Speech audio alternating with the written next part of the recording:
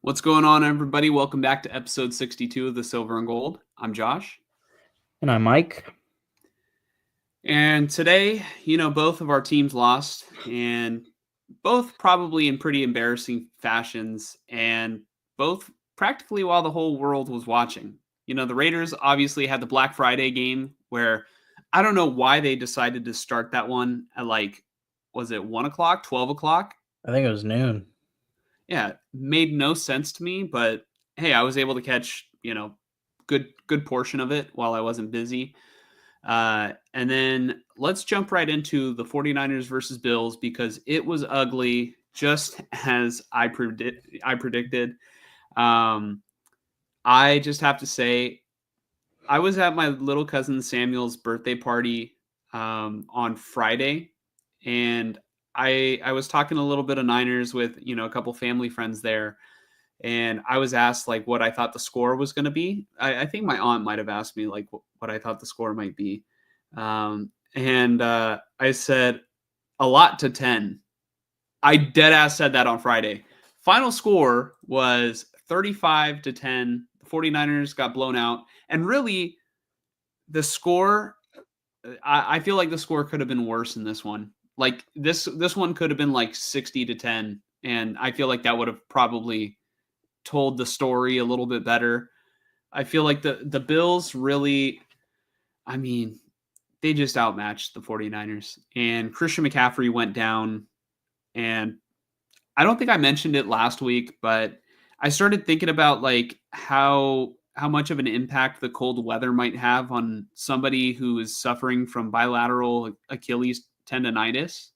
And that isn't what he ended up suffering. The reported injury is, I guess, a PCL injury that potentially might sideline him for the rest of the season. So that sucks. But, at least that seems like an injury that he has more of a chance to recover from than, the dreaded Achilles tear. So maybe they might just shut him down for the year because, the 49ers are now, they're 5-7. They're in last place in the division. They do not hold any tiebreakers over any of the teams that are already ahead of them. The Niners are technically, they're 2 games out of the division. Let me just double check that. I think the Seahawks have 7. So let me see. NFC West, the Seahawks are 7-5, Cardinals 6-6, Rams 6-6, Niners 5-7. So yeah, the Niners would have to win some games in order to get in, but even if they get in, I don't know with this team. This team, they're just not as good as before. They're missing a lot of players that they had in the past who were contributing. They're not coached very well. They're just a bad football team right now. Or at least middle of the pack. They're gaining a lot of yards. They're not finishing off drives. That I think that's the biggest thing. They're just not finishing. And, it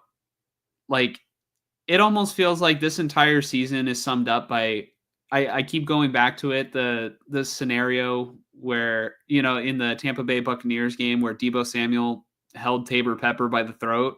And, that's this season in a nutshell. It's the wrong people holding others accountable rather than holding themselves accountable. And to be fair to Deebo today, I think Deebo played well on special teams, but that's not what he's being paid for.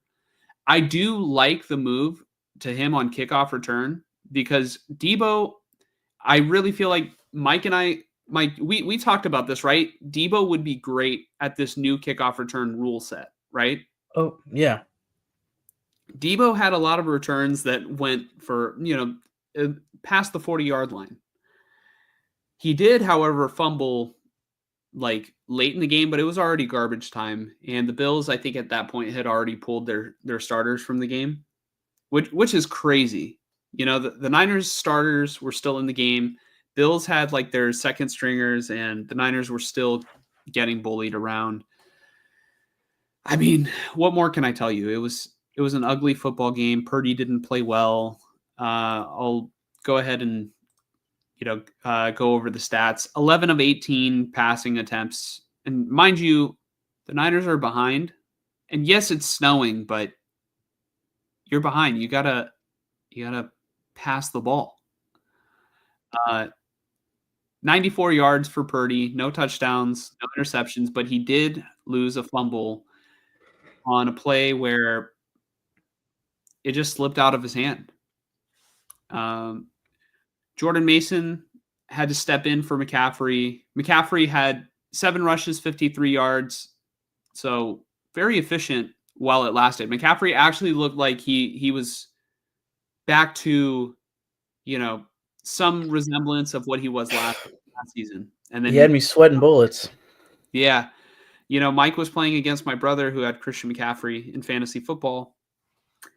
And my brother is hating life right now, or at least hating fantasy football, and may never play again after this season. We don't know. I really hope that he continues to, but I'm not going to force him to. Jordan Mason stepped in, 13 carries, 78 yards, pretty efficient, 6 yards per carry. But when you're down, it's not going to do it. Isaac Guerrero looked very good in the small sample size when he was in the game. He had 4 carries, 19 yards, and a touchdown. And the touchdown, honestly, it was pretty sweet. It was almost a pass, but it was technically backward, so it was technically a carry.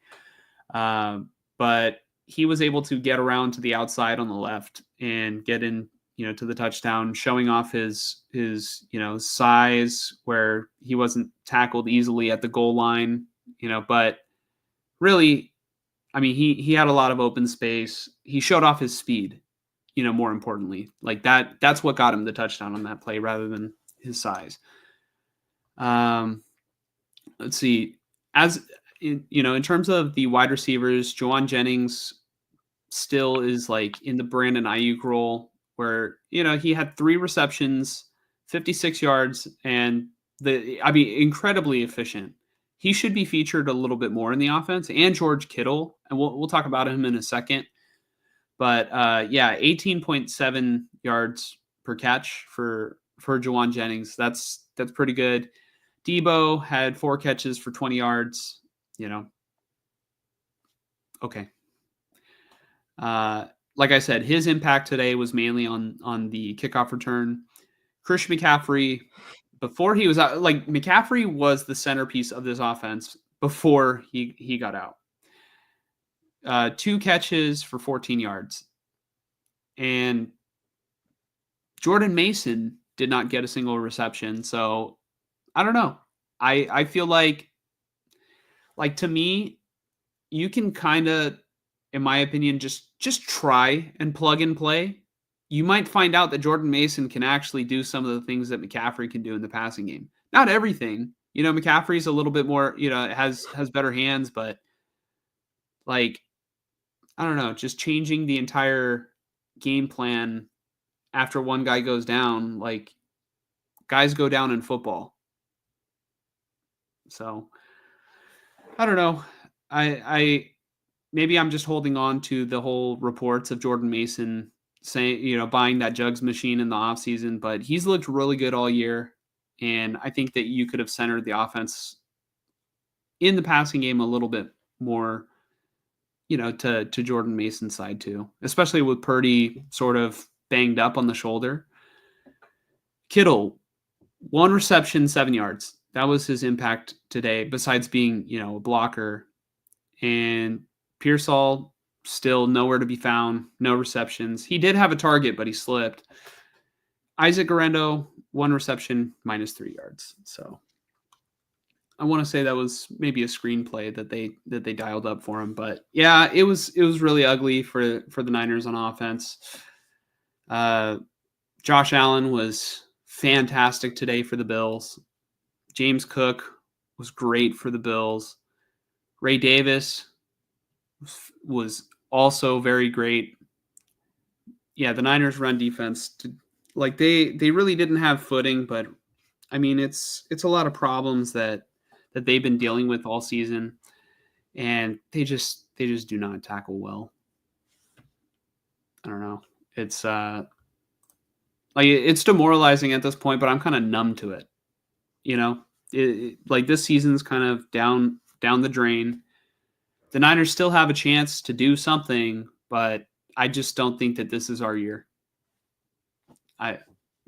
You can call me unfaithful, but I'm still rocking with my team. It's just like I'm not gonna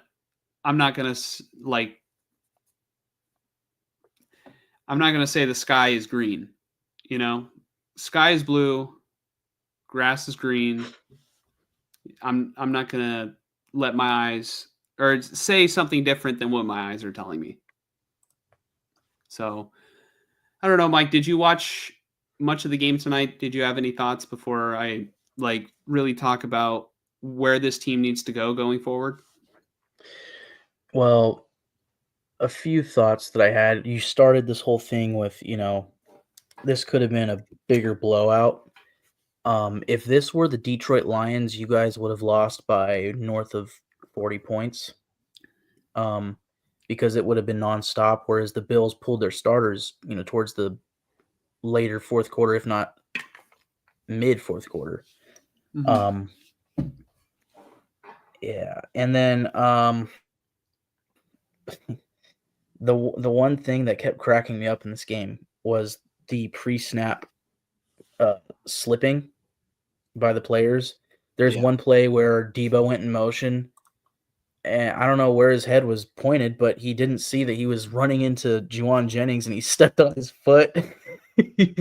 And as they snap the ball, Juwan Jennings goes, "Oh fuck!" and has to keep going. It was just comedy. And then there was a play with the defensive tackle for the Niners, and nobody else. Oh in the yeah, room, yeah. He was in a 4-point stance, in a 4-point, if not 3-point, and on hike, dude fucking goes to accelerate, and he just belly flops. I was dying laughing, dude. Oh my god. There were Bills players too. It was all over the field, pre-snap especially. It was just funny. You mentioned Jennings kind of getting stepped on by Debo on the motion. Mm-hmm. Jennings kind of got beat up in this game a little bit. Yeah, because all right, there was a play where I think it was McCaffrey. I think McCaffrey got tackled into Jennings's leg, and then Jennings, say it was Mason, but might have been Jordan Mason. One of the running backs got tackled and literally got tackled into Jennings's leg, and then he just gets a face full of snow. Oh, for a second before I realized that he was wearing some sort of face covering, before I realized that, I literally thought he had snow all over his face, but he was just wearing a white, face covering. So yeah.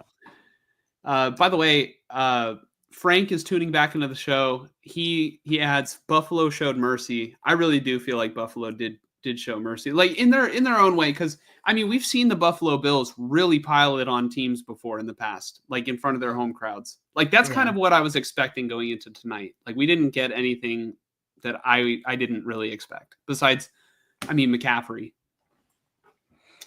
Yeah. No, they played it exactly how they should have played it, because the other kind of half joke I was going to make was, the only other team that I can think of off the top of my head that would have gone all out on the Niners tonight would have been the 2016 Raiders. And I just say that because of how Derek Carr went down against the Colts in that game where they had it, easily. And Derek Carr's in with 10 minutes left in the game and season's over, So the Bills did what they should do. And the main reason why I said that the Lions would be the team to beat you guys by 40 is because they don't pull their starters. And I really like the Lions. I hope that they go all the way this year, but, that shit can nip you in the butt. I've seen it happen. Yeah, they're really like kind of feeling it on the defensive side of the football with all those injuries. So Yep. yeah, sometimes you just got to play it smarter. But if the game's won, the game's won. I understand Detroit is a well-oiled machine, and they like, I mean, if one of their running backs goes down, they have another one. You know, if one of their receivers goes down, they have another one, or they can distribute the ball in other areas. They're just so good, dude. They're able to really, get everybody involved, and that's crazy. But yeah, in terms of this game, tonight was ugly, as Frank says. CMC has been beat into powder. Yeah, I mean, hopefully we can get vintage CMC next season, but it's not going to happen this year. Yeah, I saw, I don't know if it's Instagram or Twitter, but Rashad Jennings, ex-Raider running back and New York Giants running back, I want to say he was on Dancing with the Stars. I want to say it was him. He posted a video that showed McCaffrey. I want to say it was on the play that he went down, just on his own. It looked to me like something in his calf, or I mean, this, like, the way that his video showed it, it sure did look like what's he had the tendonitis for? What's it called? An Achilles. Achilles tendonitis. It looked like an Achilles injury, but I know they're saying PCL, and that checks out with like the previous play that he had the big long run and just barely got the shoestring tackle. That, like, in the replay, it's like, okay, I could see how you could injure your knee on that, but like McCaffrey seemed fine when he got up. And then I saw this video from Rashad Jennings, and it's like, if that video is showing what I think it's showing, that's not good.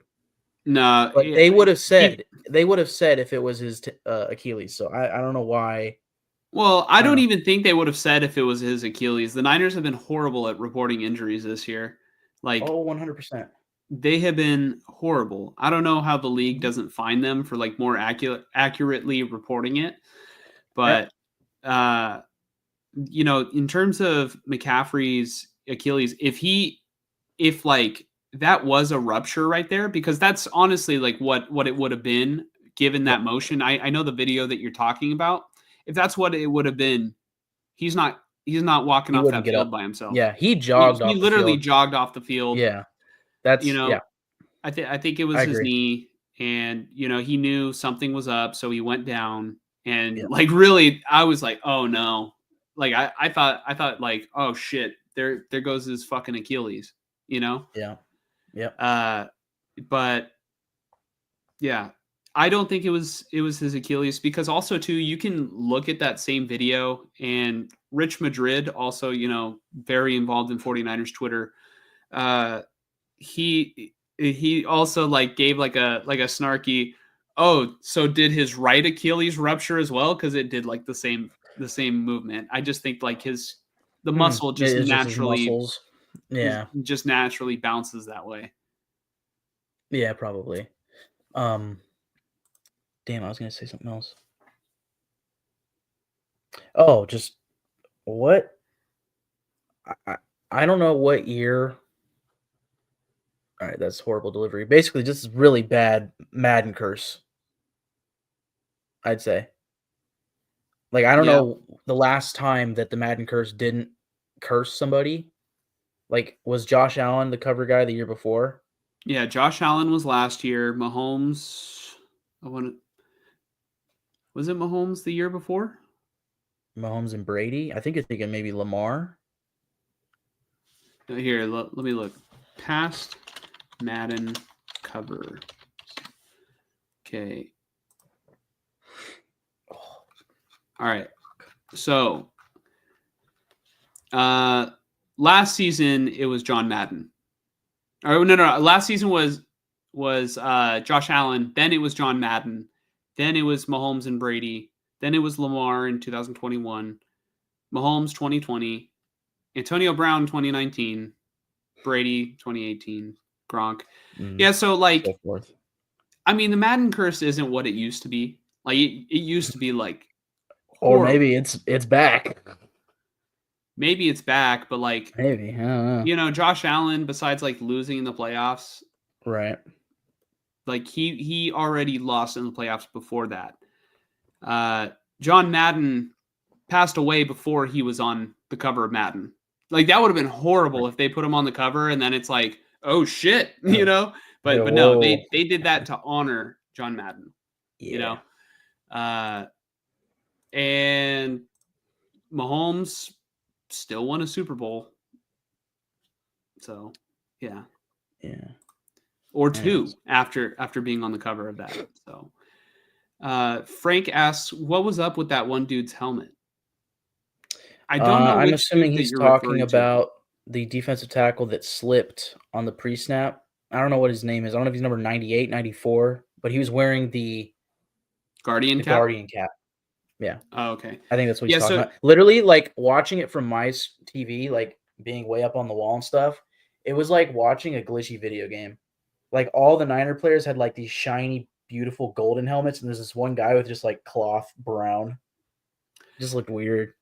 yeah, I wonder if there's like room for them in the future to put like a different material that would be a little bit more reflective, Right. but that would be able to match the color, but I don't know, like it matches the color, but it's just not the same, shininess. Yeah. Yeah. Let's see. But Frank, I guess, says he landed hard on that shoestring tackle and he probably didn't feel it at first. He might have been hyped or doped up. Yeah. I think probably Jennings. But in terms of the helmet, yeah, the NFL has allowed players to do guardian caps, going forward. So there are like these cushions on the outside of the helmet. It's supposed to reduce the impact and help with concussions, but I don't know if there's any. I don't know if there's any Evidence. scientific evidence that shows that. I would hope that they release that, but yeah.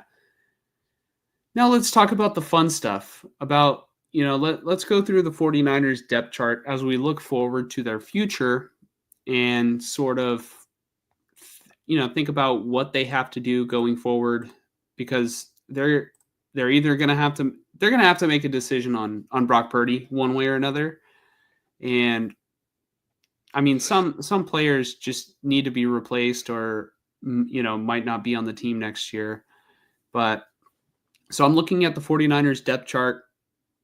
I'm just going to be very surface level with this. Juwan Jennings has to stay. He needs to be a little bit more involved. Ricky Pearsall is obviously going to stay.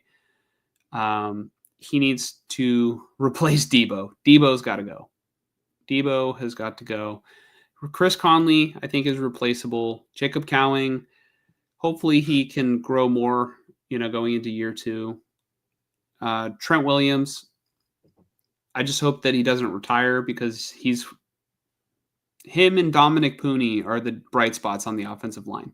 Everyone else, Aaron Banks is solid most of the time, but I think that Jake Brendel and Colton McKivitz have to be replaced, especially Jake Brendel. Dude, Jake Brendel's so fucking bad. Jake Brendel is one of the reasons why the Niners offense has not been good this year. He's really bad.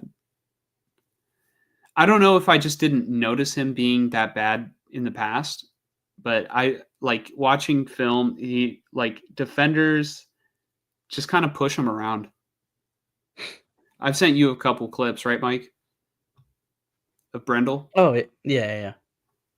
So Kittle's going to be here. They're not getting rid of Kittle.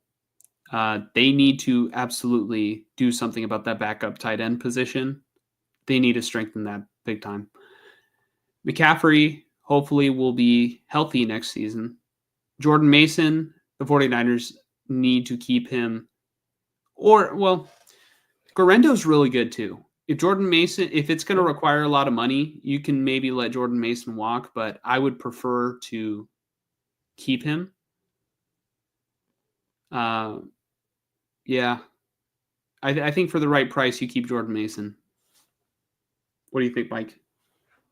Oh, for sure. I think I don't know how to say this. I'm not too confident about McCaffrey's health moving forward. So I would be, having as much confidence in my depth as possible, and I think Mason and Garendo under Kyle Shanahan can get it done. Yeah, you know what? Yeah, you have to keep Mason, I think, and you have to draft another running back. Let's see, Kyle Juszczyk. I think Big fumble tonight. Yeah. Oh, we didn't even talk about that, dude. They're at the goal line. They're about to punch it in. Yeah. They give it to Kyle Juszczyk. It wasn't the worst play design. It really wasn't. But Kyle Juszczyk has to hold on to that football. He probably would have scored on that play, or may at least been down at the 1. The pass game was not working very well in this game, even early in this game with McCaffrey. Actually, McCaffrey was really the only part of the passing game that was working early in this game. But the Niners were very much in this game, if not looked like the better team in the first quarter. Mm-hmm. And then McCaffrey goes down. You have the Kyle Juszczyk fumble, and it just was lights out from that point on. Yeah.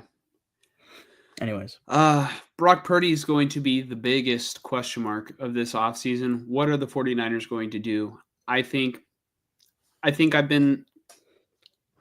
I'm leaning in the you don't pay him top quarterback dollar. I think I've been in that I think I've been in that boat, but I'm very hardcore on the Niners shouldn't budge if Purdy's like, I want to be the highest paid player. The Niners should not budge. They should find a middle of the pack, sort of number, or like higher end middle of the pack number, if that makes sense. Like, right. Like 45 million is still a lot of money. Like 45 million, I think is my number. I'm curious what the franchise tag would get him. Let me see. Franchise tag cube quarterback. Yeah. 2024? Yeah. The 2024 non-exclusive franchise tag for a quarterback in the NFL is $38,301,000. And that will go up with a couple of extensions early this offseason. I'm sure some teams will extend guys. Yeah. At least one big name guy probably has to get re-signed, although I don't think there's any big name free agents for this year. I just want to reiterate, I don't think Purdy's bad. Purdy is not bad. No. He's pretty good. Like Purdy I think is really good, but he's not great. Wow. Yeah. He's not in the upper echelon tier of quarterbacks, and those are the ones that you should be paying and building your franchise around. Yeah. I'm definitely curious to see who are all going to be free agents this year for the Niners. Like who has one, who is exactly what I just said. Sorry. Because Purdy could definitely be in line for, being the top choice for the franchise tag. And you could tag him for 2 years in a row, I want to say. And that can at least give you time to kind of gauge him a little further. And maybe also keep a shorter leash on somebody like Kyle Shanahan, if that makes sense. Because if, say, in a year or two, you decide, yeah, this really isn't working, you could blow it all up and be fine. But if you have a 5-year deal, top of the market for Brock Purdy, have fun, Yeah, I think you're right. I think possibly, franchise tagging him is probably the way to go if you're the 49ers. I think it's appropriate. You take it one year at a time, and you don't have to commit to him long term. He makes a lot of money. Obviously, he's going to want to sign a massive extension. Obviously, he's going to want a lot of years on his deal, but yeah. And I'll say one thing about Purdy. His agent probably won't like it, but I feel like Purdy's the type of guy that's like, whatever, I'm just here to play, And that's genuinely him. I feel like he will think that he has earned like a top of the line extension, because you have to think about this too. Other quarterbacks have been paid for less. Daniel Jones. Daniel Jones. Yeah. Dak Prescott is the highest paid player in the NFL. And Yep. Dak Prescott has never been to an NFC championship game. Brock Purdy has now played in 3. Yeah. Or Yep. no, he's played in 2. Played in 2. But he's been to the Super Bowl. Yep.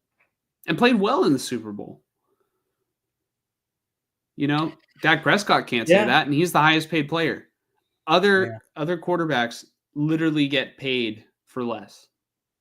For less production, less accolades in their career. So that's what I'm worried about. The Niners should try and, they should evaluate Purdy this way. Don't evaluate him on what he has done for you, because this is going to be the biggest contract on the team. Evaluate Purdy in the sense of, what is he going to do for you going forward? Is Brock Purdy going to, elevate all the players around him? Brock has done very good at distributing, the football to the great playmakers that have been on the team. When Brock's salary goes up by, like 60 times or 50 times, or let's just say franchise tag 40 times what it is now, you don't have the money to get that talent around him like he has now. There's still going to be talent on the team. Shanahan has done a good job, at least, of bringing talented players to the 49ers. And if Shanahan is going to be the coach going forward, which I don't think they're going to fire him after this season, I just think that committing to Brock to a long-term massive extension, putting him as the highest paid quarterback, they need to go the franchise tag route. That's what I would do. All right, on defense, Leonard Floyd, I think the Niners can upgrade over Leonard Floyd. Gross Matos, I really have not, I don't think he's been that much of an impact player this season. Malik Collins has been solid. I would like to see him sort of, if the Niners can make Malik Collins be more of a depth player rather than the starting defensive tackle, I think that would be better. Obviously, they're missing, what's his face? The defensive tackle on IR, tore his tricep. What's his name, Mike? Sorry. Javon Hargrave. There you go. Right. Yeah. They're missing Hargrave, and he is not what the 49ers signed him to be. Niners they need to work on defensive tackle. The team that has historically drafted defensive tackles in the first round, they need defensive tackles. They got to start stocking up again, because that's the bread and butter. That's the bread and butter of what the 49ers used to be, under Shanahan. Stock up, defensive tackle, play really, really physical defense, beat teams up. Now they're kind of a shell on that. They're kind of a shell of themselves on defense. Fred Warner is not going anywhere. Nick Bosa obviously is not going anywhere. Talking about defensive linemen, they need another pass rusher opposite Nick Bosa besides Leonard Floyd. Floyd's solid, but upgrade. And Floyd is old and has played a lot of football already in his career. Devondre Campbell needs to be replaced. He's old. He's slow. I don't know why they aren't playing the other linebackers more. Like D. Winters. I don't know why they're not playing D. Winters more. Charvarius Ward. I didn't talk about Charvarius Ward today, but he was kind of getting picked on a little bit. I think he had a rough game, but it's his first game back in several weeks. I really don't want to be that critical of a guy who's really been going through it, personally. So, I really feel for Charvarius Ward, and, hopefully he can have a better game next week, but it is what it is today. He's not the only reason why the 49ers lost this game against the Bills. And yeah, I mean, so far the Niners are solid at corner. I like the three-headed monster of Ward, Lenore, and Green. Ward Ward is probably going to leave in free agency. I don't think that they could pay him and Lenore. So Niners are going to have to do something about that third cornerback spot because I'm assuming Lenore is going to. Well, I'm assuming Green is going to move up in the depth chart. Jair Brown has had a rough season so far, so Niners might have to consider upgrading on Jair Brown. Malik Mustafa has been hard hitting, and I mean it's really tough to gauge safety play in the NFL because you don't get the full picture unless you spend time watching the all 22. But there's only so many hours in the day. And last but not least, Jake Moody needs to be replaced next season. You cannot have Jake Moody as your starting kicker next season. Just can't have it. But yeah, let me take the rest of these comments, and then we will, I guess, do a little bit of a preview next week. There's only so much that we can preview, before the game actually happens. But we can talk about it a little bit. Frank says, if a coaching change is in the 49ers' future, they probably won't make any player personnel changes until the new coaching staff is in place. Yeah, but I think that's the thing. You got to hire the coaches early. Like, if they do move on from Shanahan, they'll probably do it. Like, I'm not saying they're going to, but if it does happen, it's literally going to be the next day after the season ends. They're going to mutually part ways with Shanahan either after the last game or the next day. And then after that, you start your coaching hiring cycle, and then free agency begins, I guess after the Super Bowl, right? In March, right? Free agency. Yep. Frank says Purdy wasn't too bad tonight, given the conditions and circumstances, but that fumble was a huge mistake. Although if that was Brady, they would have called the tuck rule. I mean, I kind of disagree with this comment. I think Purdy didn't play. I don't think that he played very well tonight. I wouldn't say that he was like horrible. Like I've seen horrible quarterback play, like Ian Book versus the Miami Dolphins. Mike and I are very familiar with that game because of a fantasy football related playoff matchup between us in 2021. But, I will say, given the conditions and circumstances, both teams had to play in it. And if you just look at Purdy versus Josh Allen scored a touchdown on his own pass. Like, he threw that play was so sweet. I'm not a Bills fan. I'm a huge 49er fan. But I mean, when you see something like that, you're just like, wow. Like if you truly love football, that play is just crazy. I don't know. What did you think of that play, Mike? Oh, I loved it. Specifically the heads up play from Amari Cooper to, do the pitch in the, from the get-go. I'm surprised the refs didn't blow it dead. Yeah, it looked like his knee might have went down, huh? No. I'm surprised they didn't blow it dead for forward progress because he was getting driven back, and then that's when he lateraled it. So yeah, but it was cool. And then Josh Allen, extension, by diving for the pylon. I can never not think of Derek Carr anytime that happens. Yeah. Yeah. But besides that, in terms of Brady, in the tuck rule being called, I do see the parallels of it being in the snow, but I think both were fumbles. Both that tuck rule and this one fumble. But I do see your point. Yeah. On what it would have been called. So, yeah, Mike, let's talk about 49ers versus Bears. What do you think?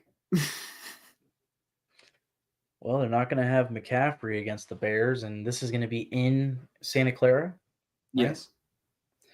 And the Bears will be without Matt Eberflus. This will be their first game coming off the firing of their head coach. Yeah. Yeah. Who I don't even know who the head coach is going to be. They haven't announced that, have they? Oh no! They did. It's their offensive coordinator, I think. Okay. The offensive coordinator that they appointed. Shane Waldron? No, they fired him. Oh shit! Yeah. So Wow, they're Bears. going full blown. Okay. All right, Bears interim coach Thomas Brown, I think, is going to be the interim coach. Yeah, Okay. Thomas Brown. So Yeah. I don't know much about Thomas Brown other than his offense was better than Shane Waldron's for the Bears, because the Bears have actually been scoring points, in the recent weeks. Yeah. Who do you like in this game, Mike? I would say give me the Niners. I think now that McCaffrey's gone, they'll actually. I mean, they were doing it against the Bills. They were running the ball. They were playing like more physical football, and even without Trent Williams and I believe their backup left guard in there against the Bills, like they were running the ball effectively until McCaffrey went down. And even, I mean, Mason was running fine. It's just they became one dimensional because they weren't passing the ball very well in that snow. And that's really where my only concern is with the Niners versus this Bears team is Brock Purdy in the passing game. If Brock Purdy still has an issue with his shoulder, excuse me.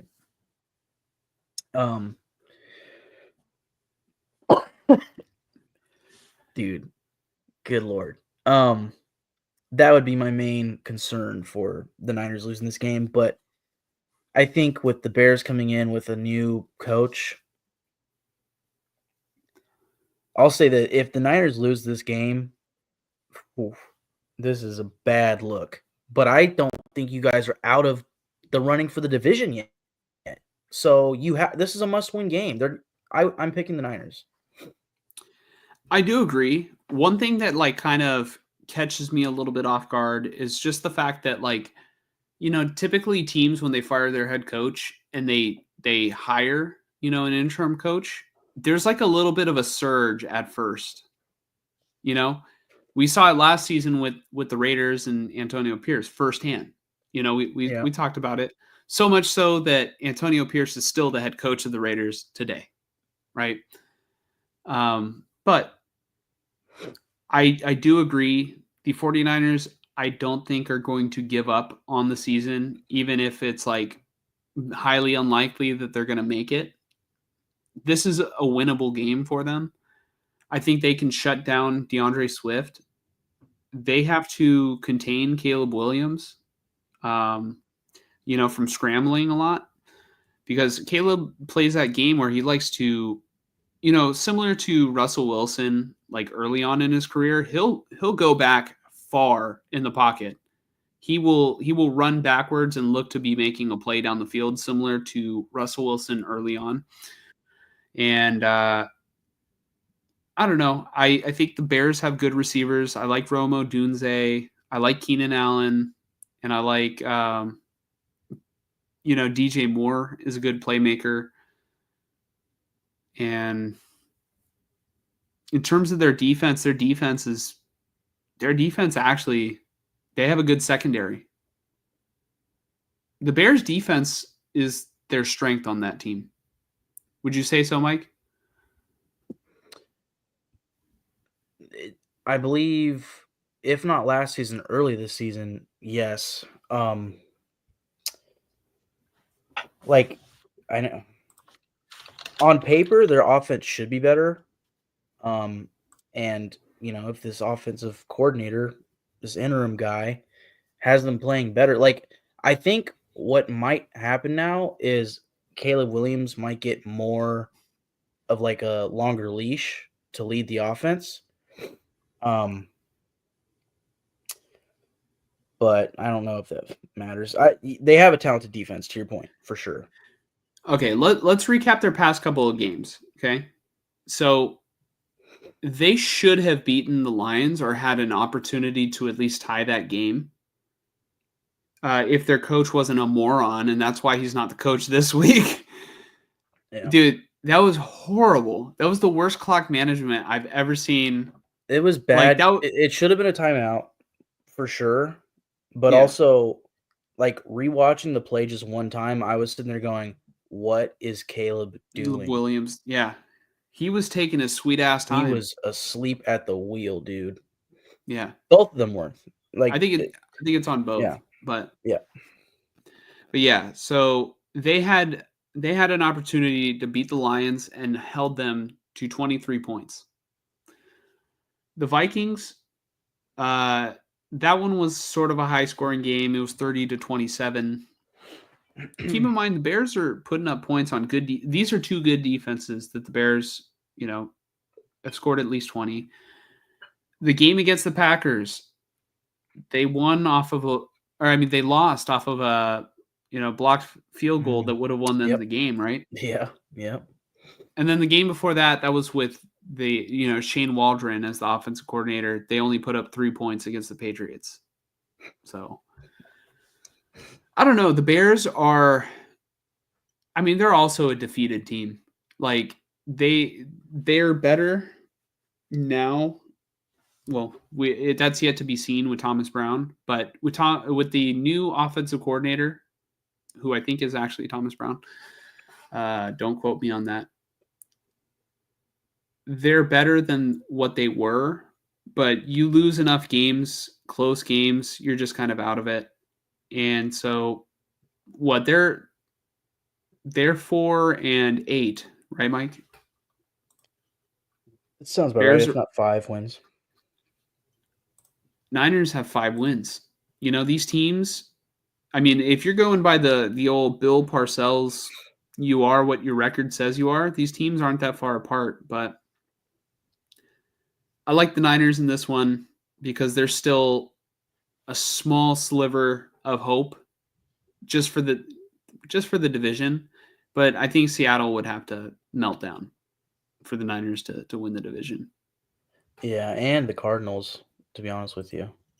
True. Like I know the Cardinals and Rams are tied right now, but something tells me the Cardinals can actually win this division. Because I feel like they have more firepower and maybe oddly might be more consistent than the Seahawks. Like the Seahawks almost didn't win this week. Or did they even beat the Jets? No, they beat them. Did. They beat them. They beat them. They almost but lost they to the almost Jets. did. But they almost did. Jets were coming off a bye though. Yeah.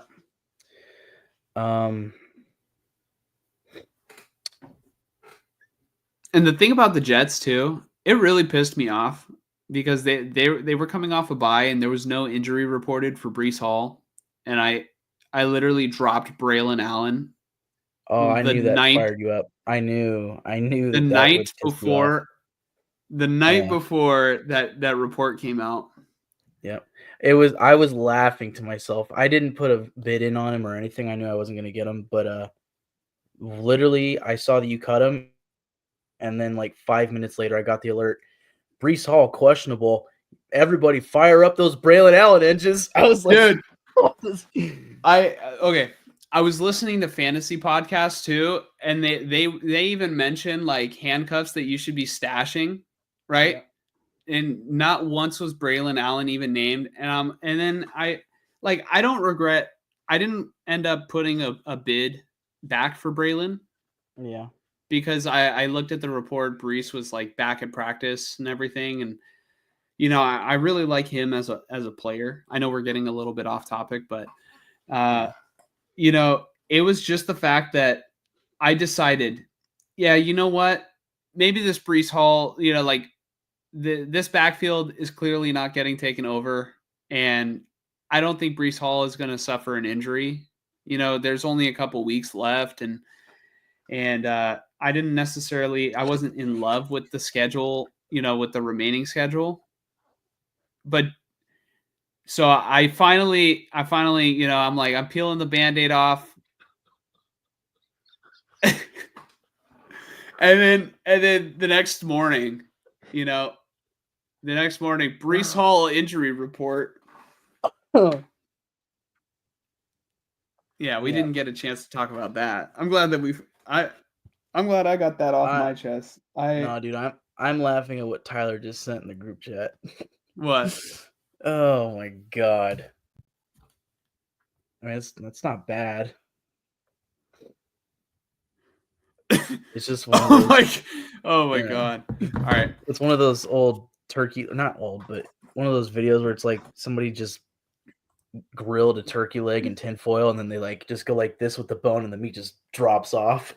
yeah. It's like McCaffrey's Achilles tendons after the Brazilian steroids wore off.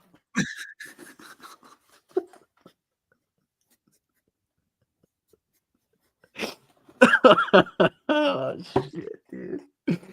That's not good. That's pretty funny. I'm not gonna lie.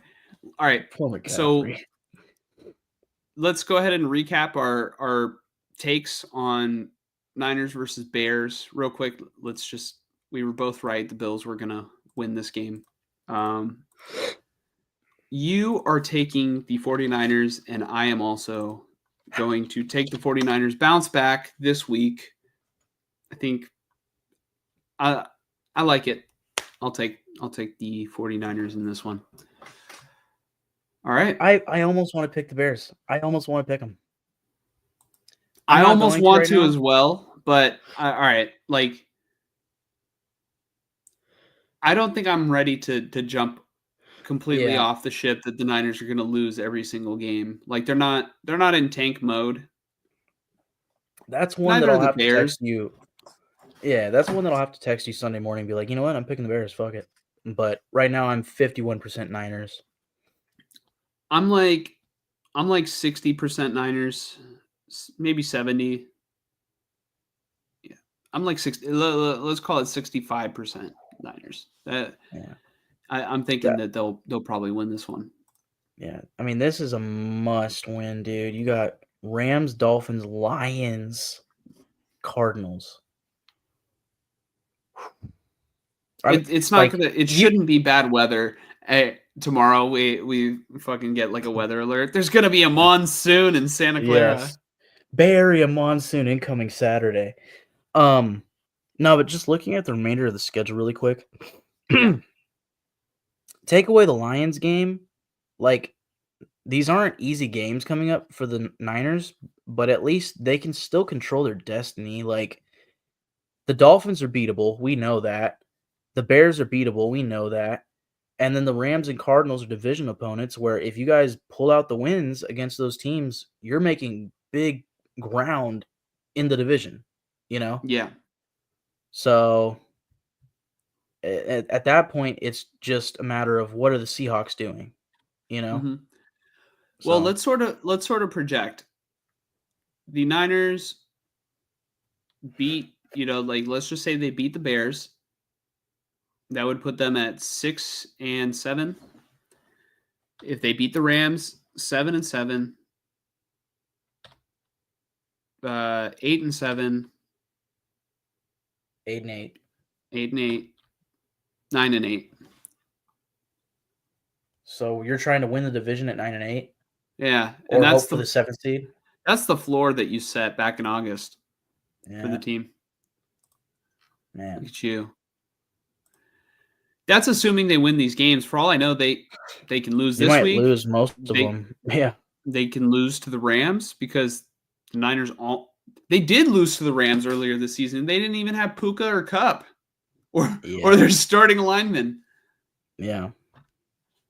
So I don't know. It's gonna be interesting. But let's focus on this one. Niners, I think, will be back on top this week, at least over the Bears. Say what you want about the Bears. The Niners are not the Bears. Or say what you want about the Niners. They're not the Bears. Yeah. All right. I'm going to go ahead and take the rest of Frank's comments. Frank has been, very supportive of the channel over the past couple weeks. We definitely appreciate all the comments. If anybody else is watching and wants to comment live, we'll put your comment on the screen. We'll give you a good answer. Frank says, both of these teams are going to come hard. Comment of the day. Was it you about who was the one that said Kyle shit in hand? Was that Frank? I don't know. I forget. If that was you, Frank, let me know. But Frank is coming with the heat. Frank is coming hard. Frank says, Chill. this could be the 49ers' last chance for a win, and the players know it. In terms of the Super Bowl, yeah. I mean, yeah, the window for sure. I mean, The window for like this team is all right. Let's just be honest. Let's be honest. I think they missed their window last year. That might have been the last year. Well, this one for sure was the last year if they were going to do it, but they just did not come with the proper energy this season. They were deflated. It's Super Bowl hangovers. It's a real thing. It's a real thing. There is no. I mean, it's not always black and white. Like you're always going to have a bad season the next season. Like it doesn't always happen, but I mean, it happens a lot more. Like it does happen a lot. Frank says, "Pile shit in hand." there you go. I love it. You know, it was shit. You know, just shit in hand, or it might have been Kyle shit in hand, but now it's pile. You know, we're adding on. So, yeah, Raiders versus Chiefs, Mike. The Raiders had an opportunity to win this game. The Chiefs had more of their Chiefs magic, I guess. What is it? Is there like pixie dust? Does Andy Reid like I don't know. Does he have a genie lamp by his bed at night? Yeah, it's the Chiefs, man. It is the Chiefs. That's as simple as that goes. I mean, we'll definitely get to that last play, um, because man, I saw a TikTok that was like showing all these different games that the Chiefs have played this season, starting with Week 1 against the Ravens. That was a fantastic game, and literally 1 inch difference, and the Ravens might have won that game. You know, uh, and then there were other games this year. I mean, the field goal block against the Broncos, which kudos to the special teamers on the Chiefs, but that doesn't usually happen, right? The Broncos had them dead to rights at the end of that game, and you had like at least 4 other games where it's like, man, one big play, and the Chiefs could have lost that game. Maybe, or maybe not could, but should have lost their game. And somebody made a TikTok where like if you reverse those plays, including the Raiders game, like the Chiefs might be like a 5-win team right now. But, for lack of a better term, they're getting the calls their way or lucky or whatever you want to call it. I think what it is when you have a great head coach and a great quarterback, the NFL just gives you wins. Okay. Yeah, that's what it feels like. I've talked about it before. It's like, the two most important aspects of the team, head coach, quarterback, obviously offensive line, but we're just going to focus on these two. They just hand it to you. Okay. Go on, Mike. Sorry. No, you're good. But yeah, as far as Raiders versus Chiefs recap, okay? This game went exactly as we expected, right? The Raiders got creamed. No. Well, first off, when we were previewing this game a week ago, we were convinced that this was going to be Desmond Ridder on prime time versus the Chiefs. And that was not what it was. It was Aiden O'Connell. Lo and behold, he was eligible and ready to, come off of IR. And they activated him. He practiced all week, getting the starting reps, and boom.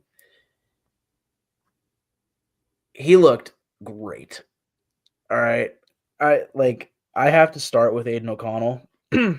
And frankly, as a Raider fan, who was hoping to get.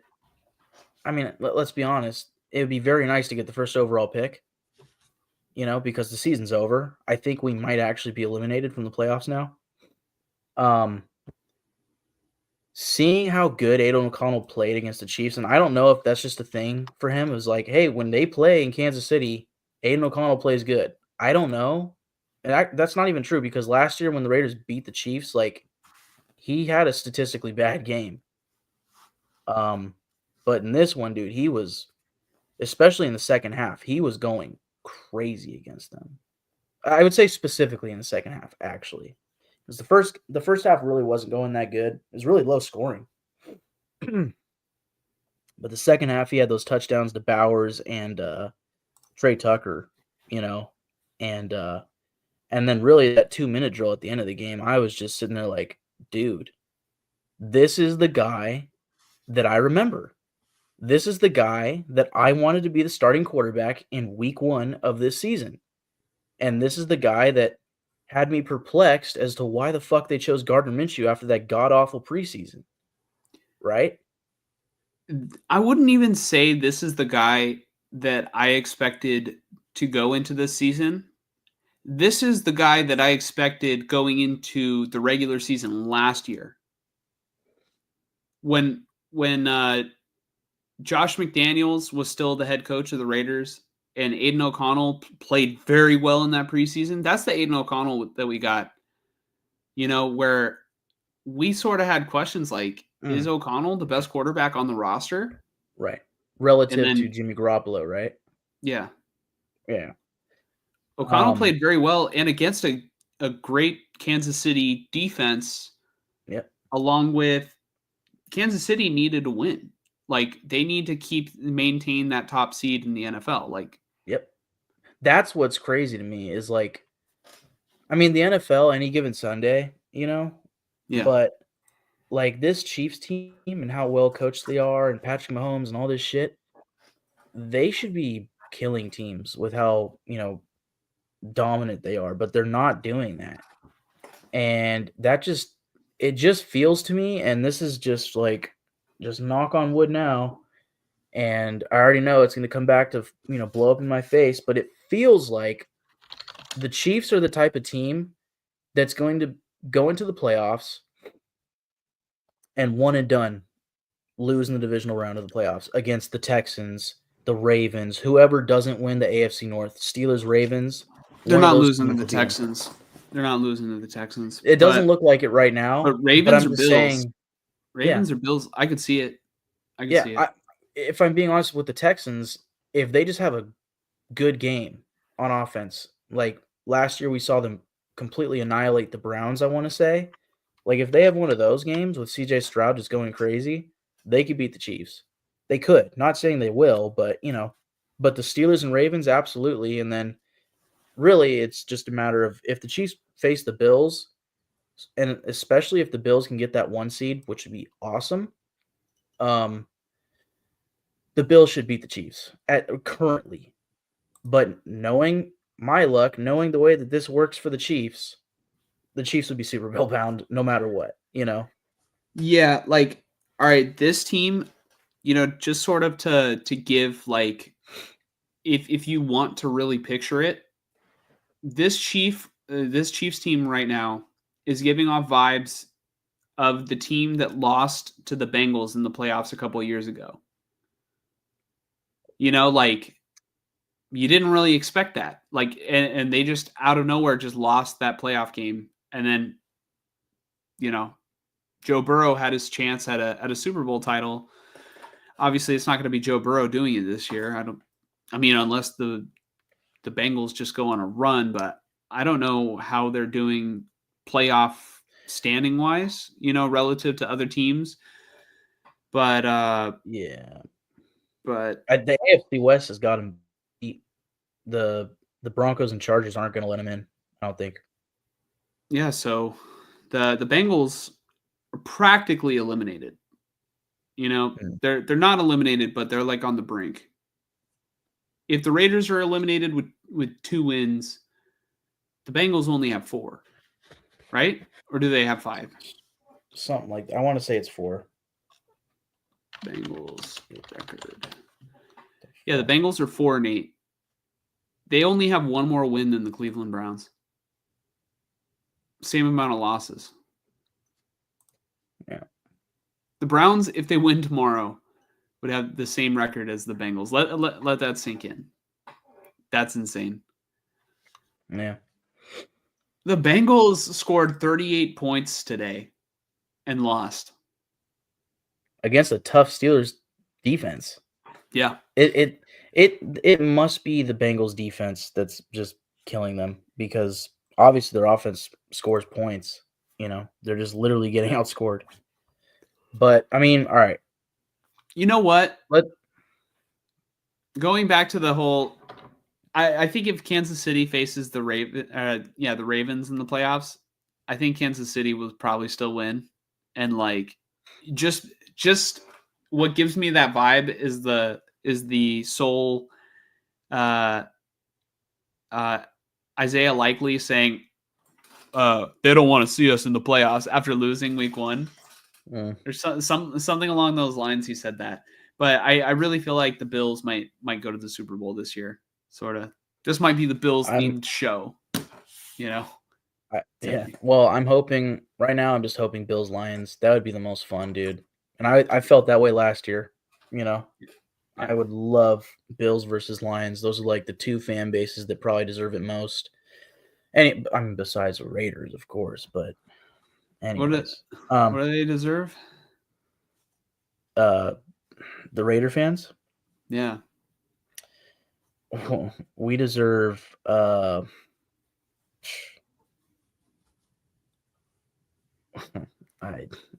can't come up with jokes right now, but eternal happiness, because we've had the opposite of that. Anyway, all right. Raiders versus Chiefs. Go on. I derailed you. Yeah, you're good. So let's get off the playoff picture for a second. Go back to the Raiders versus Chiefs game, because this was a fun game, especially in the second half, dude. I just have some notes from the game, and then I think most of the time will be spent on the final drive, the final play, really. But like I said, Aiden O'Connell looked great in this game. The only complaint really I have towards him, especially in the second half, but overall in this game, were these really annoying third down sacks that every time he was like in the, let's say, well, on the Chiefs side of the football, third down, he was getting sacked. It felt like every single time, especially in the red zone. Yeah, Chris Jones is a monster. Yeah. And that was my main knock on Aiden O'Connell, which again, his lack of mobility, right? And I think he may have actually had his first ever scramble in this game, and it was brought back on a penalty. Don't quote me, but I want to say that was his first ever, and it was brought back on a penalty. DJ Turner had one play where he made the perfect move, and he got some yards after catch. And it was just a really nice play that I want to talk about really quick. But he did also what seemed like hyperextend his knee on a kickoff return, and I haven't heard any update yet on him. But he's been a guy that's been solid, here and there, getting a couple catches here and there. Amir Abdullah, I believe, was the starting running back in this game. He had the big 69-yard kick return that most kick returners would have scored a touchdown on. I don't know what happened there, but it was a pretty exciting little unexpected kickoff return, and then that turned into the Brock Bowers touchdown. Can I skip ahead real quick, or can I interject? Sure. Amir Abdullah was the starting running back, but he got outshined by Sincere McCormick. Yep. I think Sincere McCormick might be just the best running back on the roster.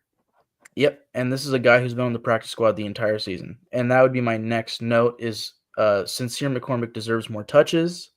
Here's one. Niner fans, don't freak out. All right? Okay. Do you know what I'm about to say? when I say that a player reminds me of a player, that doesn't mean that he's going to be this player or that I think that he's as good as this player. I'm just saying that he reminds me of Frank Gore. Okay. But it's All right. the why. We're Why done, does he remind me everybody. of Frank Gore? We're Yeah. done. We're Why done. does he remind me of It's Frank over.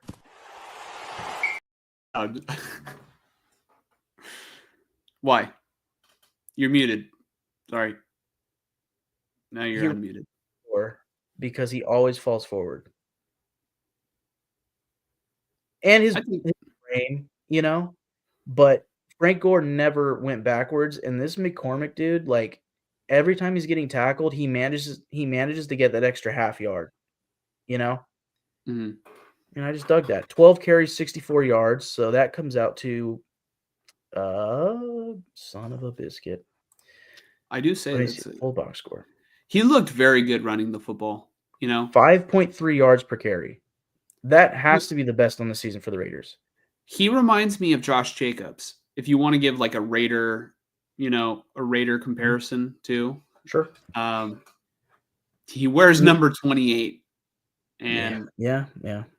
He hits the hole hard, and like it looks natural for him. Yeah. When he hits the hole, he comes hard. Shout out to Frank. Yeah. No, because this season doesn't fucking matter anymore, and honestly, him being this practice squad guy who a year ago, I don't know about this year, but I think last year in the preseason, McCormick was a guy that I was saying he should make the fucking team. He should be the fourth string running back. And then, practice squad. And here we are, and I'm sitting here saying he should be the starting running back moving forward because nobody else can get more than 2 yards per carry. Amir Abdullah occasionally, but like don't expect that every week, Yeah. Amir Abdullah should be the change of pace receiving back. Zamir White can be the goal line back if you want. And then I don't know what's going on with Madison, but he could be the backup to McCormick. But McCormick should be the guy, in my opinion. Like Madison could be like the change of pace back, or like they could have 1A, 1B. Sincere McCormick can be, sort the starter, and every other drive they can alternate. Yeah. But I would get McCormick in more often than not. He had 12 carries, 64 yards. That comes out to 5.3 yards per carry on a Kansas City run defense. That's very good. Is very good. Yep. That's the most impressive part to me. Yeah. Like what is that? Like this doesn't even compute like in terms of like logically. The Raiders are like one of the worst rushing offenses in the NFL, and the Chiefs are arguably the best rush defense. And the Raiders had like their most successful rush day. Yeah, I mean, I know that they haven't won yet, but I think that's a testament to Scott Turner, honestly. And it could also be a testament to Aiden O'Connell keeping the defense a little bit more honest, Yeah.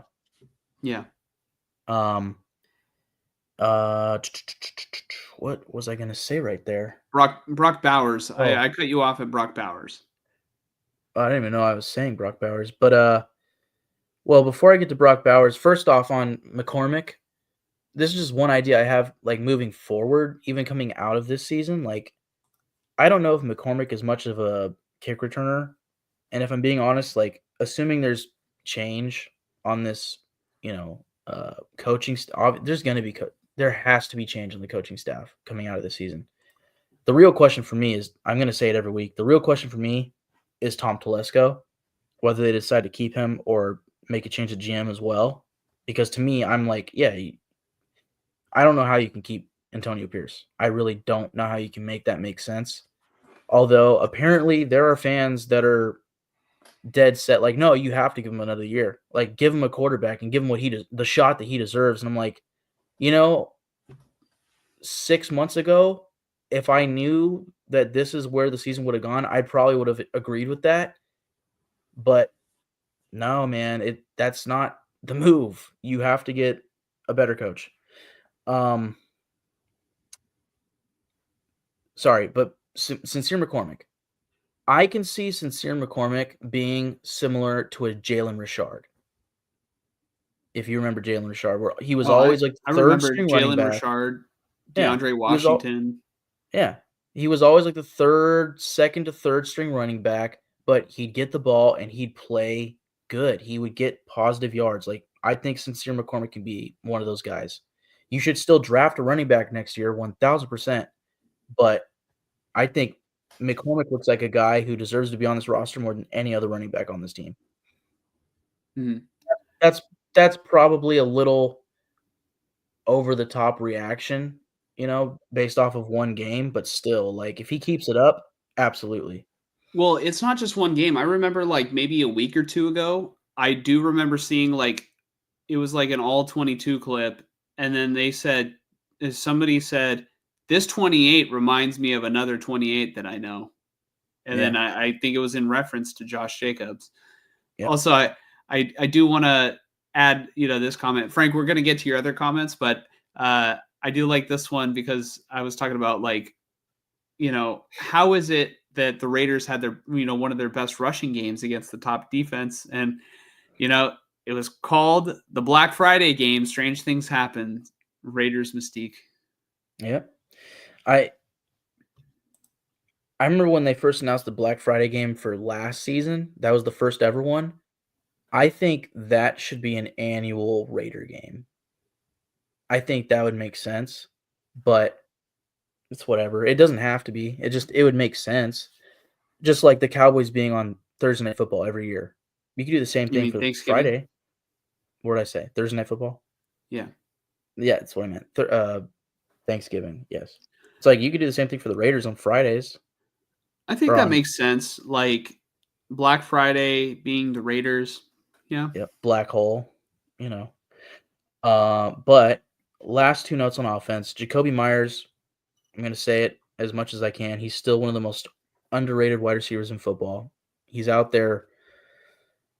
He's playing really good football right now. Now that he Yeah. is the number one receiver, not named Brock Bowers, of course. Um, which that would be my last note on offense. That should be the only note, really. Like, Yeah, all right, he besides is Sincere the only McCormick, thing. and well, okay, it shouldn't be the only note because O'Connell played well, O'Connell McCormick played yeah, well, yeah. Jacoby But Myers played dude, well. But yeah, yeah, Brock Bowers, Brock just like Bowers, everything that everybody did, Brock Bowers, just like he's on yeah. the thumbnail right now. If you're watching the live stream, that one-handed catch, Brock Bowers he's a stud, man. The one-handed catch was awesome. I think the touchdown was even more impressive because he beat double coverage as a tight end. Like, I'm gonna repeat this. This is a tight end running a route, and he beat double coverage. Like, he beat both of these dudes to the spot. Perfect throw by O'Connell. But this guy is different. And honestly, like, the best way I could put it is every time he made a catch in this game, it felt like finding a deal on something that you were going, "Wow, I really need one of those." Like, it was just a Black Friday special. Every time he caught the ball, I'm going to enjoy the shit out of this football player for a long time because there's no way if he plays like this and he keeps getting better, there's no way that they don't re-sign him to the biggest, fattest tight end deal ever. And I don't care. Like, you could pay him like a receiver. I don't give a shit. This dude plays insanely good football. Really quickly, it seems like the Raiders right now, they're building their core. Max Crosby is that defensive core. I think I Yep. think they are now finding it in Brock Bowers because in the past it was probably Josh Jacobs, but Josh Jacobs I wouldn't say was tearing up games the way that Brock Bowers currently is. Mhm. Devontae Adams was the best receiver on the Raiders. He wasn't doing what Brock Bowers is doing right now. What Bowers is doing is crazy. It's like when George Kittle first really I started to break out for the Niners. I honestly think after this week And if Brock Bowers can go out there and break all the tight end records and stay in like the top 5 to 10 in receiving numbers, period, like in the NFL this season, 2024 season, like right now, coming out of the Friday game, he was like third in catches, fourth in yards, and shit like that. Like chances are, after the rest of these Sunday games go through, like he'll probably be more towards like say seventh or something. But the fact that a rookie tight end is in the top 10 of all these numbers, if he finishes the season like that, and oh by the way, he broke every rookie tight end number possible, this is not me being a what do you call that, Raider truther, having a stigma, whatever the fuck you call it. He should be the offensive rookie of the year. He should be. I'm gonna say it. After that game on Friday. Oh, I'm saying it. I'm saying it. He should be, dude. He is. He's killing it, dude. I think okay. Jaden Daniels had a big game for Washington, and Bo Nix plays tomorrow.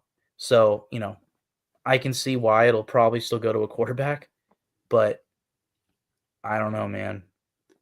Brock Bowers is having an insane rookie season. Who won it last year? Was it Puka?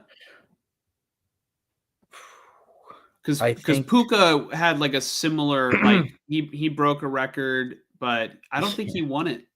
I don't think he did. I think it was CJ Stroud. Oh, yeah. Yeah. I think it was. Puka should have. I think Puka should have. I mean, I love Stroud, though, so, I mean, but Puka doing what he did, he broke records. He should have. He really should have. I think it's one of those things where it's so close right now between Jaden Daniels and Bo Nix that they should honestly, like, give the tiebreaker to the other guy. Yeah, just give it to the tight end. Like, yeah. Because he's playing that well, So, like, I say this right now. I see the Raiders as, a young up-and-coming team. Max Crosby isn't young. I actually don't know his age, but he's a veteran in the NFL. He's going to be around for at least another 6 or 7 years, I think, if he wants to be. The Raiders right now on offense, a couple people are emerging. I can tell as fan favorites for Raider fans. There's clearly Crosby on defense, Bowers, but also Jackson Powers-Johnson seems to be one of those players that Raider fans are just loving. How do you think that his play is supporting, like, the fan base love towards him? I think he's just perfect for the Raiders, where he's the type of guy where, he snaps the ball, or if he's playing left guard, like he's just looking for violence, and that really fits. Like I would say he's the closest thing to, and this wasn't like a super long tenure, but I just can't help but think like Richie Incognito was the perfect Raider. And Jackson Powers-Johnson is like right up that alley, Now granted, on the final drive, I know Jackson Powers-Johnson did not have his best plays of the game, not just the final play, which that isn't even on him. It's not. But there were a couple plays leading up to that play where he, might have made a few mistakes or whatnot. But he's a rookie, so to me, the fact that he plays the way that like I want an offensive lineman to play for the Raiders, you can have a good offensive line coach come in and shore up whatever inconsistencies he has, So I just think, as far as the prospect, like he has a very high ceiling, and the way that his like mind is wired to play is beautiful for the Raiders. I definitely do think like things will start to come together for this team, or at least they're sort of taking form, because as dominant as Max Crosby is on defense, you finally have a player on offense who's matching that level of dominance. Yes. Yep. Like whereas the Raiders never had that in the past. Yeah, oddly, this is wild to say. Like, even just a couple weeks ago, I'd have been like, that's kind of crazy to say, but I'm saying it. Like, Brock Bowers is replacing Devontae Adams and then some. You know, like, uh, if they didn't draft Brock Bowers, trading Devontae Adams would have felt like the end of the fucking world. But because they drafted Bowers, it's like, eh, I don't even care. You know, I hope that third round pick is great. Speaking of Devontae Adams and Aaron Rodgers and whatnot, Aiden O'Connell today was 23 of 35, 340 yards, 2 touchdowns. Aaron Rodgers was 21 of 39, 185 yards, 2 touchdowns, 1 interception. I'm getting unofficial word that Devontae Adams is requesting a trade to the Raiders, saying he can't end his career like that. Right. Well, that's the weird thing is, like, I don't think Rodgers should play after this season. So it's like, what is Devontae going to do when it's, I mean, they're not getting the first or second pick. So who's going to be their quarterback? Maybe they'll go back to Sam Darnold. That'll work. That'll work with their fans for sure. I don't know, dude. I have no clue what the Jets are going to do. I don't know what Devontae is going to do. Like, Devontae is right now is the poster child for,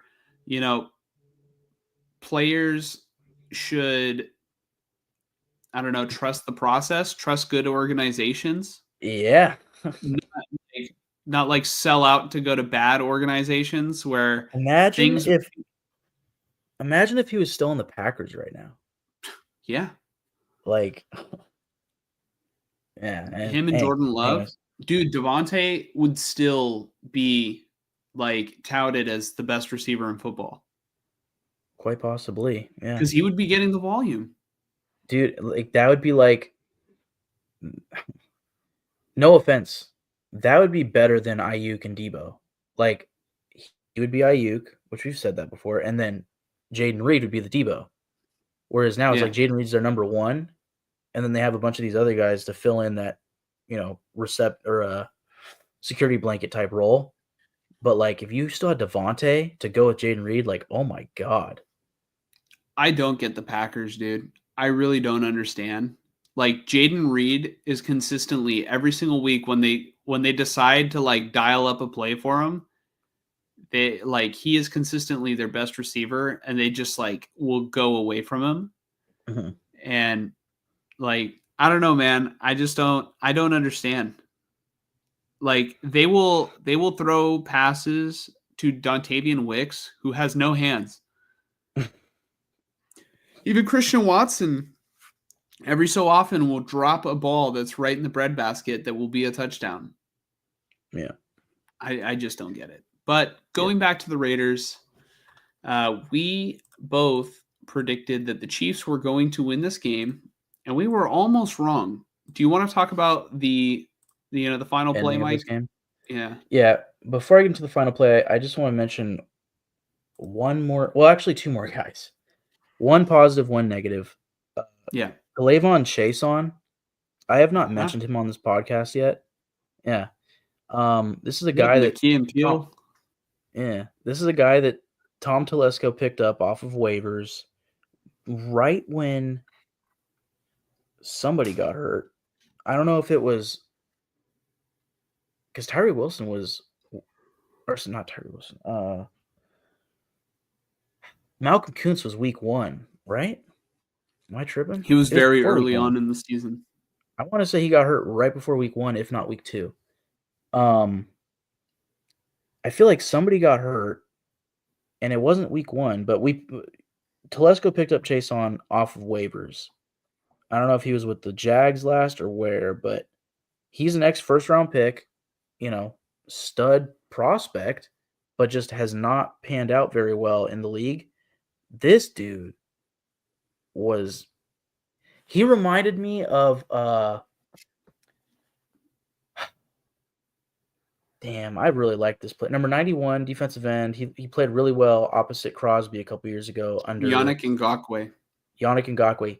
Chason looked like Yannick Ngakoue against the Chiefs on Friday.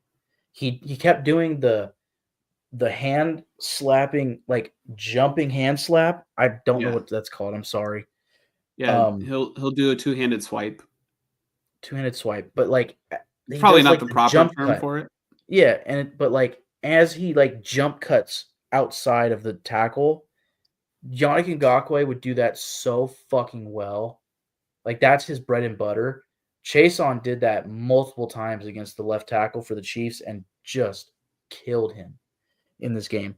And that I think that might have been how he got both of his sacks. If not, there was one where I think he had 2 third down sacks. Or if not, the second one, he like didn't get to Mahomes, and then Crosby came in for the cleanup. But regardless, like Chason looked great, and I would just say like outside of him looking good in this game, he's had a couple moments, like flashy moments in previous games, but the Raiders' defensive line, like especially edge depth on paper going into next season, if they can re-sign a couple guys, looks fantastic. Because you've got obviously Max Crosby. The big question mark with Malcolm Kuntz because he's a free agent and he's coming off an injury. You got Tyree Wilson, who has played pretty damn good this season. At least he's been ramping upwards, you know? Mm-hmm. And honestly, I felt like he kind of disappeared in this game. I don't know what happened. Maybe they just wanted Chason on the field. I don't know. But and then you have Chason. And you have a couple other guys like Snowden, and I'm probably forgetting somebody.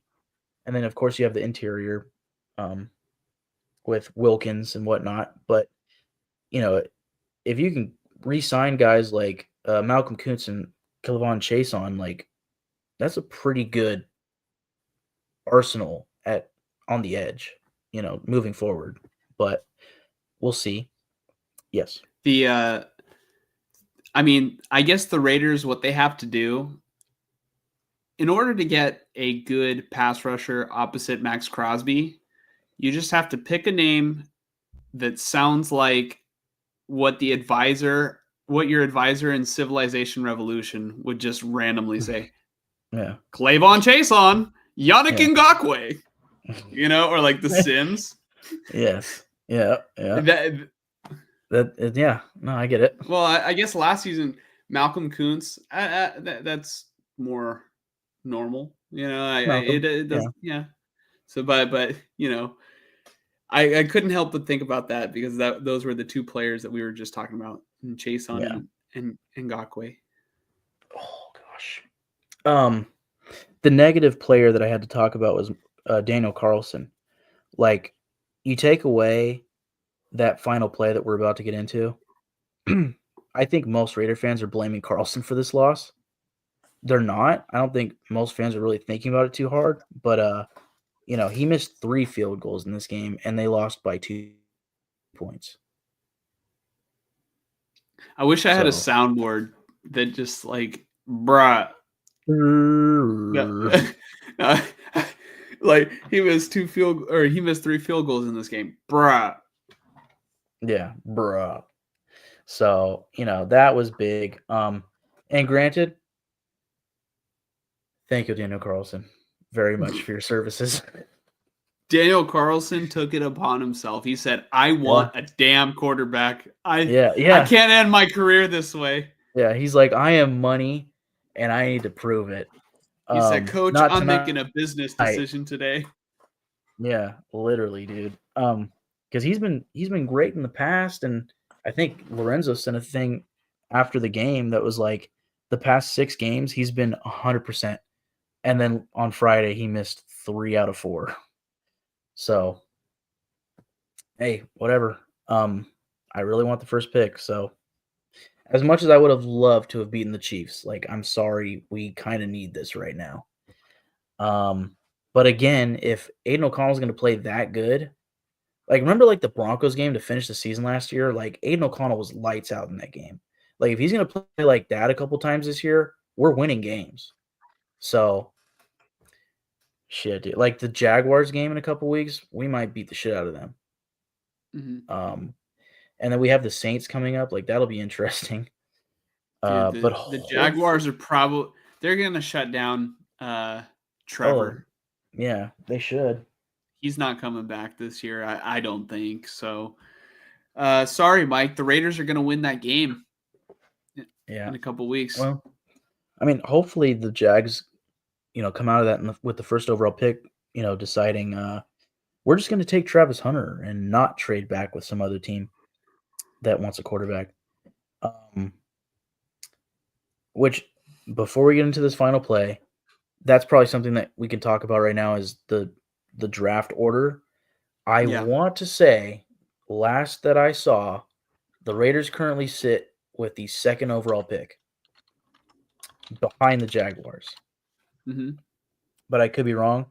And I want to say, like, if you look at it, some sites might project the opponent's strength of schedule, and that usually puts the Giants ahead of the Raiders. Whereas if you're looking at it currently, the Raiders are ahead of the Giants. Yeah. So it's like they're projected third, but currently second overall. And that's if they stay tied. Like a lot can happen, towards the end of the season. So, okay, final play of the game. The Raiders were driving in the 2-minute drill. Aiden O'Connell was on fire, and it's looking like the Raiders are going to win this game, right? Yeah. Just dime after dime. They got into field goal uh, position pretty quickly, it felt like. 3rd and 3. Well, 2nd and 3. 15 seconds left. Uh, Aiden O'Connell spikes the ball. Thank God I remember the term spike. No timeouts. Play clock is down to 10. Play clock, not the game clock, the play clock. The game clock, 15 seconds, stopped. But the play clock is moving, and Aiden O'Connell is trying to get the offense set. The line was ready, but the receivers were not set. I want to say actually it might have been Michael Mayer, but I could be wrong. It might have been a receiver on the outside. O'Connell claps his hand to signal hurry up. But Dylan Parham sees the claps and he bumps Jackson Powers Johnson to snap the ball, which he does. Aiden O'Connell's looking to his left. Ball hits him in the shoulder, and the rest is history. Which, by the way, I was watching this game in the second half on the Prime Video, shout out, I guess, Prime Vision or something like that. I was Yeah. watching all 22. It was fucking amazing, dude. The only complaint I could have is that I didn't realize that the Chiefs picked up the fumble on that play. So when I saw it from my angle, it looked like Aiden O'Connell got the ball because once he dove down, I didn't see a scramble for the football from a Chiefs player. I thought he got it, but I didn't realize that, of course, DJ Glaze kicked the ball when he was in his pass pro set, Yeah. So then the camera pans from the all 22 to Aiden O'Connell's face. And I thought that meant oh, he had the ball, he just put it down, and they're just like, God, what the fuck? But there was a flag, so the clock stopped, right? And so this is now I'm just kind of giving my perspective of my confusion. I'm like, okay, well, O'Connell got the ball and there's this flag. Let's find out what the flag's for, right? So let's get into the flag. There was a penalty pre-snap for illegal motion. The Chiefs declined the penalty. It turns out that the Chiefs got the fumble recovery. They win the game. Once the referees kind of clarified, came together, and then the main referee announced, there was a penalty for what would I just call it? Pre-snap motion? Sorry. Illegal formation. Illegal motion, I think is what he illegal called motion. Sorry. Yeah, and yeah, I was like, well, we just lost. Oh my God. What was really confusing was that there was an official literally running in, blew the whistle, signaling false start. Right. So, which would mean the play is dead. That. Right. If it's a false start, it should be drawn dead. I believe the explanation that has been said is that when when the play clock is dead, so those 15 seconds, when it's not moving, it doesn't stop it doesn't become a false start. It's just the illegal motion. So it's a live play. The Yeah. problem, and I haven't confirmed this myself, but a lot of people have said that there was a whistle to call the play dead before the fumble was recovered. So whether or not this play was supposed to be dead on a false start, if a referee's running in, blowing the whistle, plays dead, false start, then there's no fumble recovery because you called it dead. You know? Mm-hmm. Again, I haven't confirmed that, but if that's a thing, like, this is where the Chiefs mystique comes into play of like, this would only happen for that team. You know? That's how it feels the past, 3 years? It's just like that shit only happens for the Chiefs. Granted, me being a Raider fan looking for the first overall pick, I thought it was fucking hilarious. But if this were a season where, I'm actually taking my team seriously and I'm trying to watch meaningful football, I would have lost my mind worse than Jackson Powers Johnson was on the field, you know? Mm-hmm. And I felt bad for him because the announcers were making it out pretty early on in this whole scenario debacle that it was his fault. But, Dylan Parham's the one that fucking tapped him because he saw from Aiden O'Connell, I mean, it is And O'Connell's fault. Like, it is O'Connell's fault. And also, that was the next thing I was going to say is in the post-game press conference, Aiden O'Connell handled it like a fucking stud. yep, Like, he he took looked like accountability. yes, he looked like a seasoned veteran out there saying the things he said, which just, sorry, which just takes me back to my initial point in this whole segment was Aiden O'Connell should have been the starter from the get-go this season. And I saw a tweet. I don't know who it was, but Aiden O'Connell not being the starter all season, and this is kind of reactionary again, similar to Sincere McCormick, in one game against the Chiefs, but like Aiden O'Connell not being deemed the proper starter for this team this season should be a big knock against Antonio Pierce this entire season. And I completely agree with it. Especially if Aiden O'Connell continues to play good moving forward. I think if he continues to play good going forward, then yes. There were a couple games where Minshew did play well. I think that the main difference in their play is that Minshew would consistently have like a bad turnover. Yep. Minshew is the more mobile guy. I would say they're not, or at least throughout like the beginning portion of the season, they weren't that far off in terms of like, passing production, so to speak.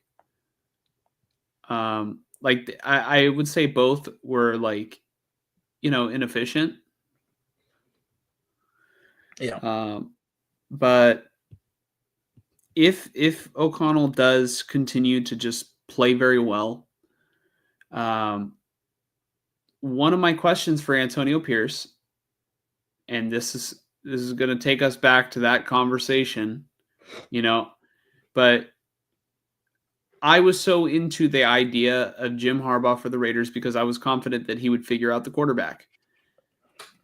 I'm going to stop the Harbaugh conversation there because that we don't need to have it again. My biggest question for Antonio Pierce was, is he going to be able to figure out the quarterback situation? How do I know that he is a good evaluator of quarterbacks?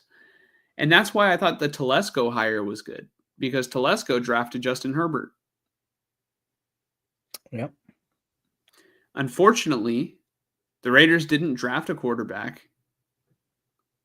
They signed Gardner Minshew this offseason, They drafted O'Connell last season, but I still don't see any of these guys being the long-term starter. Yeah, no. There's a tweet that I sent you on our Silver and Gold Twitter account. If you want to pull it up on the screen, just to kind of give an idea of this is the way that I feel. My response to this tweet is the way that I feel. It's a quote tweet by Mo Moten, but it's the tweet that he's quoting that I really want you to show. But Mo Moten's a great follow, and he always, brings up great points. But basically, very similar to what I was saying earlier about like, oh, there are apparently fans that do the Raider Ramble tweet, the one that it's quoting. Okay. There are apparently fans that, think the Raiders should stick with Antonio Pierce for another year and, draft a quarterback and give him a real chance to win. I get it. It's in the same breath of this tweet. Many Raider fans on Twitter and X have been calling for the team to run it back with Aiden O'Connell in 2025. First off, are they? The organization could target Travis Hunter if that were the case and then sign a veteran signal caller such as Sam Darnold. Where do you stand on this? And it's just a question. Like, I'm not going to shit on Raider Ramble. It's just my opinion is why the fuck would I come out of the past 2 seasons with Aiden O'Connell for half a season saying, yeah, he's the guy. Yeah, I want to do that again. Right. Let's run it back, man. No, revenge tour. Yeah, I love Aiden O'Connell. My opinion is I'm happy that we have a good backup quarterback, but we need to get our quarterback of the fucking future. And if we have to make multiple attempts at it, like literally draft multiple quarterbacks to do so fucking be it, dude. Until we find our Josh Allen, our Lamar Jackson, our Pat Mahomes, you have to find that guy. You can't just keep running it back with these fucking, backup quarterbacks. Gardner Minshew. No offense, but Sam Darnold. No, dude. No, you need to draft a quarterback. And you know what else you need? As far as the Antonio Pierce topic, you need a good fucking coach to coach them. And if Antonio Pierce can't even make the right decision as far as who should be the starter, like look at the Colts the Colts probably the best decision. Look at the Steelers. I'd say maybe compare the two of them. The Colts benched Anthony Richardson and for Joe fucking Flacco. And luckily for them, Joe Flacco started sucking ass, and they brought back Richardson, and he's playing pretty good. But that's some shit that Antonio Pierce would do. Is bench this rookie quarterback that needs to play. I mean, he's not a rookie, but or just to determine that, oh, he's not as good as, and we need to win now and all this shit. And then look at the Steelers of hey, Justin Fields is playing pretty good, but Mike Tomlin is at least a good enough coach and smart enough coach to decide, yeah, but he's a fucking backup. Put the starter in. All right. To sort of push back on that though, all right, I would say there are a good amount of coaches that just when it comes to evaluating quarterbacks, you either got it or you don't.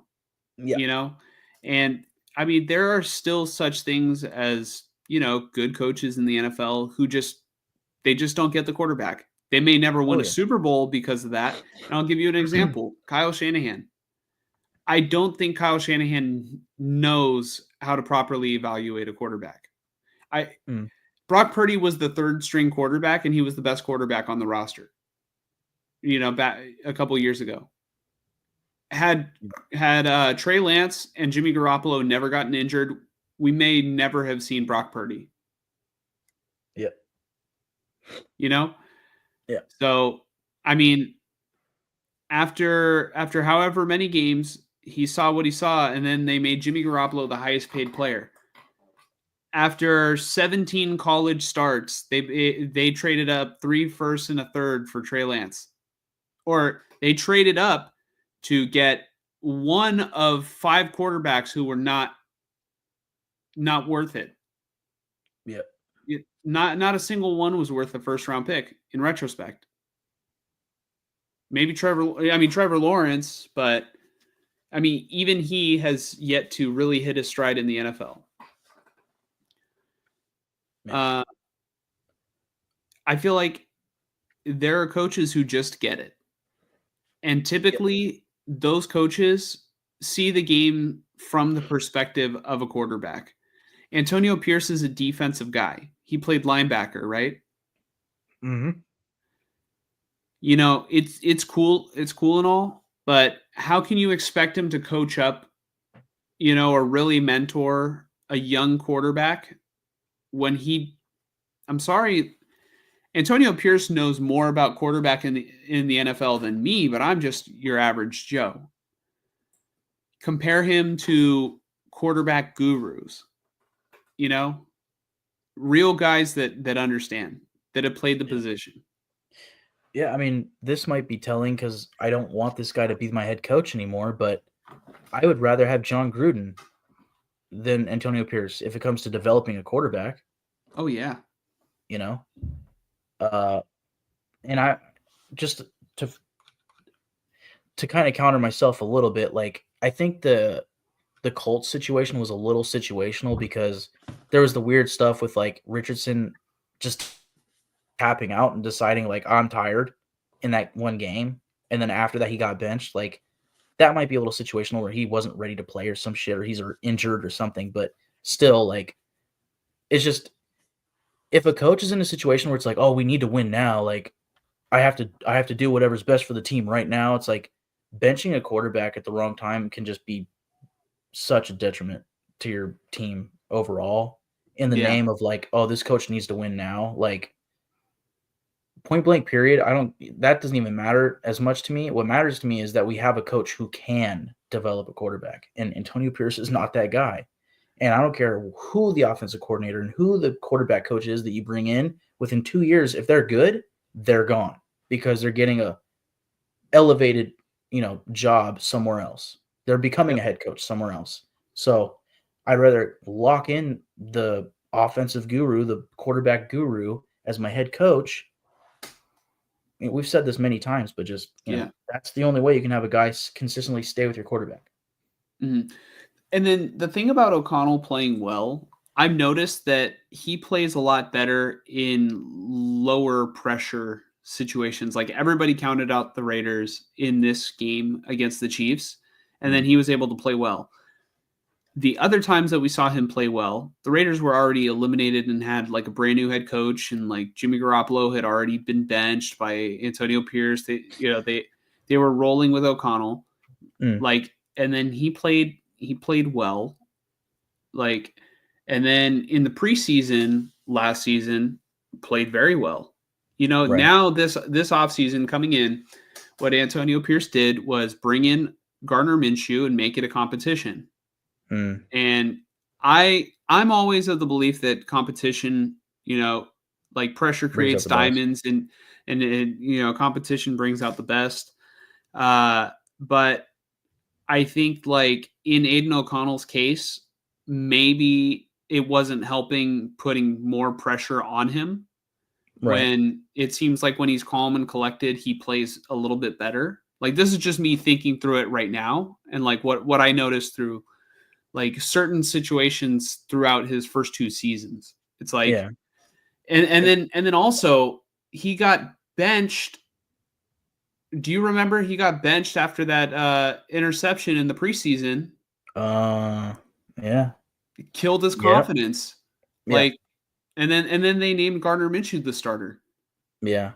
right All of after. that plus he went through an offensive change, whereas Gardner Mm, Minshew had, veteran experience and even has played in a similar offense in the past. So like that was already mounted against him. Like he had more learning to do than Minshew, but I agree with everything you said there for sure. mhm. It's just you know, it'll be interesting moving forward. Yeah. So where were you? Well, I mean, I was just going off on the whole Aiden O'Connell being the starter next year at quarterback. Just between No, that, like that is the same mindset that I have towards AP. Is just like in theory, you actually could, but you shouldn't. you're not gonna go anywhere. You shouldn't. You shouldn't. Like you're settling. You are even worse than settling. Really, you're doing a detriment to the future of this team if you're just settling at vital those vital positions of this team. Um, yeah. Like you can So still think Antonio Pierce is like a cool dude, a good guy, but maybe he's just not, meant to be the Raiders head coach going forward. yeah, no, I agree.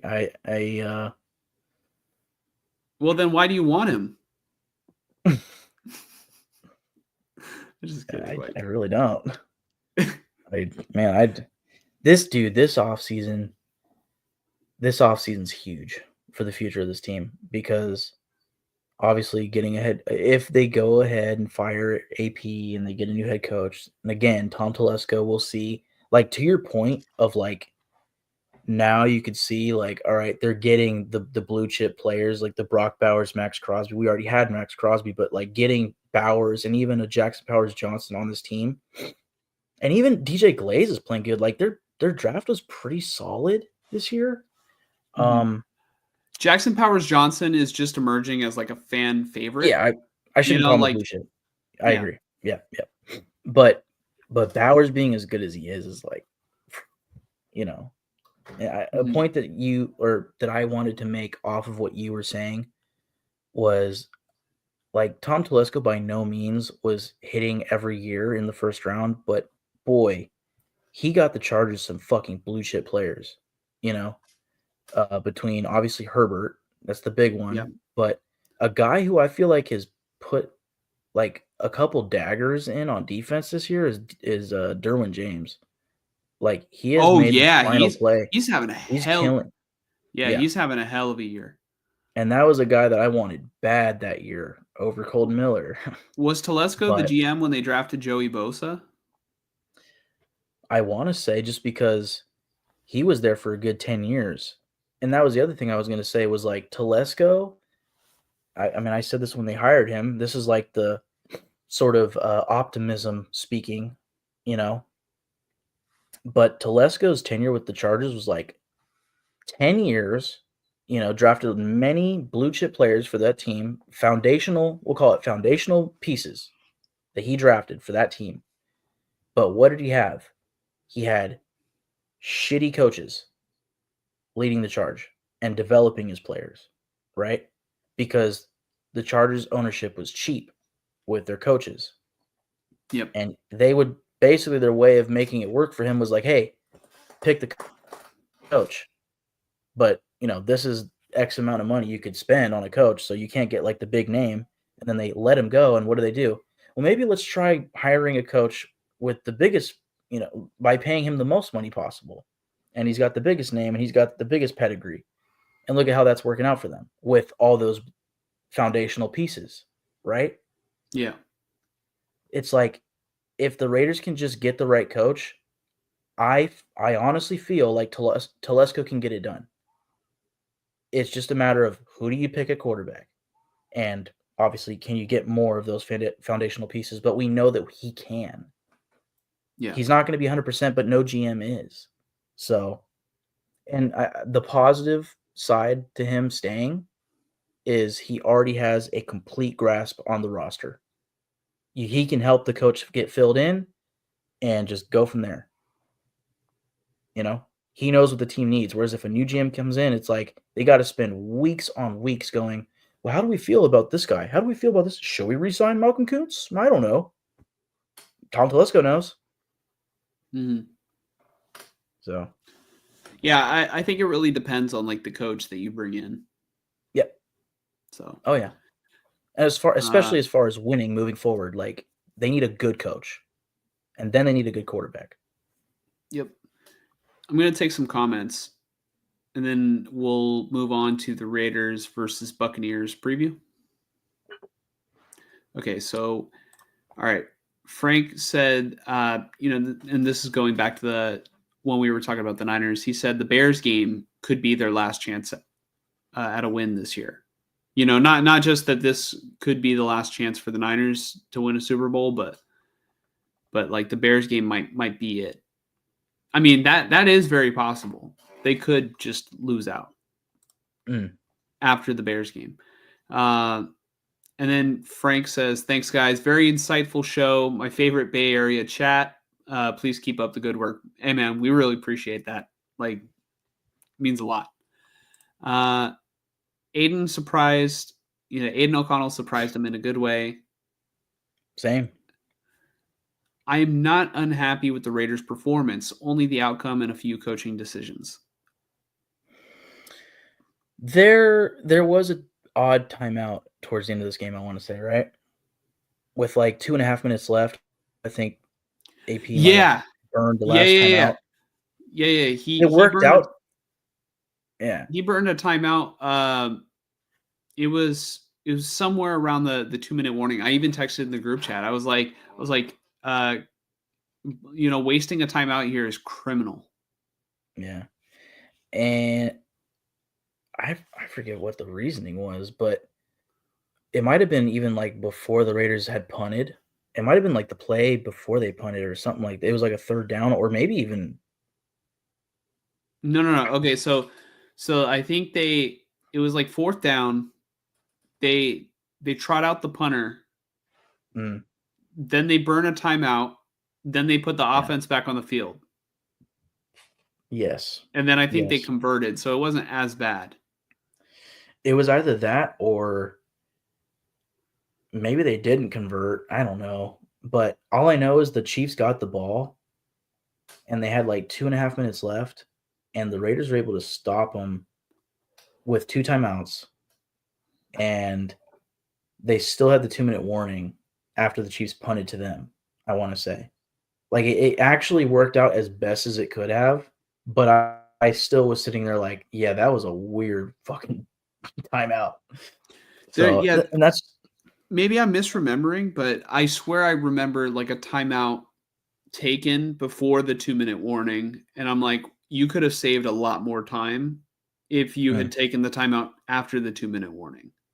Because it's like the difference between saving 20 seconds and saving like the full 40. Yeah. So, and I mean, this to the point of all this though, like this has been a thing with AP dating back to last season, and like week 1 was pretty. This year against the Chargers, week 1, I know he made one decision that was like pretty unpopular among fans. I forget what exactly it was. Oh, I know. And maybe it was not punting or something like that, but still, No, it was week 1. It was week 1 this season, and it was against the Chargers, and it was, God damn it. It had to do with either like not kicking a field goal or punting or taking a weird timeout. It was one of those 3 things.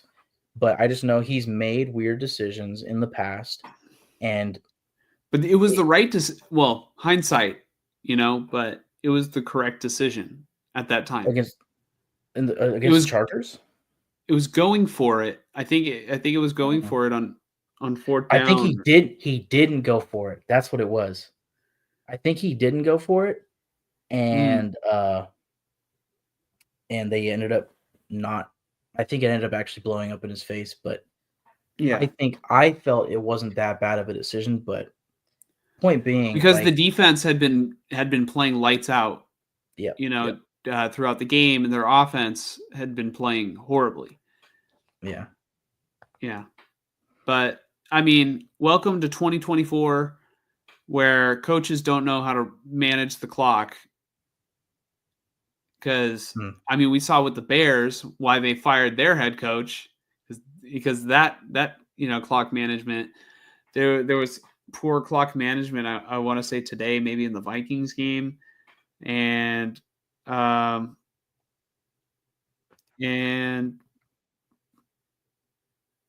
don't know. Maybe there might be a head coach that doesn't know how to manage, a football game in big stages when he's up and should be running the football. But I don't know. It's like I said, it's 2024. So the Bills beat KC. Yeah, they did. They will again. Bold prediction. I do tend to think if the Bills could actually get it done in the playoffs this time. Most definitely Bills/Lions. Neither has ever tasted the fruit. What do you think about this, Mike? Are sacks better than interceptions? Well, I mean, interceptions are, I would say, a little bit more game changing because it's a full blown turnover. Whereas a sack, it's certainly a momentum swing and it can certainly help in stalling out a drive. But I've seen many, many times where, Mahomes gets sacked and the next play it's a 30-yard touchdown. Whereas an interception, it's like, well, offense has the ball. Yeah. I will say when evaluating players, you should I would rather pay a pass rusher who consistently gets sacks than a defensive back who has consistently gotten interceptions, because the interceptions won't always go your way. Let's see. Fear Amir, number 28, Clarence Davis. In terms of comparison for Sincere McCormick. Let's see. We already got that comment. That is why Raider fans are loyal. Defense played well for the Raiders. Yeah. I mean, is it so much that the Raiders defense played well against the Chiefs, Mike? Or is it just that this Kansas City team plays one style of football, and that's the slow milk the game and win it in the end? I don't know. The Chiefs are they feel like a different team this year, but yeah. The Raiders have a deep history with great tight ends. Oh yeah. Yeah. Dave Clive Wolford. Not necessarily, but yeah, it's great.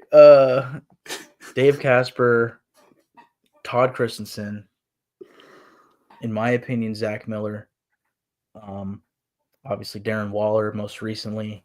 Yeah. But I think by far the best of them all, as far as projecting goes, Brock Bowers is going to blow their numbers out of the water. Fonzie tuning back in says, "What's up, guys?" Fonzie, what's up? Welcome back. All right. I'm going to get to the best of the best comments here. If O'Connell continues to do well, do you still draft a quarterback? Yeah, no. I think after everything we were talking about earlier, the answer is, for me, it's clearly they have to. They have to. Yeah, I think O'Connell would be a great backup to have. The magic of Taylor. Yeah, that explains the Kansas City, that explains their success, unfortunately. Frank is not sold on Antonio Pierce. His fourth down decisions usually fail. Fonzie says you have to show confidence. If you as the head coach does not show him confidence, then how far is he going to go? In terms of Aiden O'Connell, I mentioned Antonio Pierce did not do a good job of propping up O'Connell's confidence coming into the season.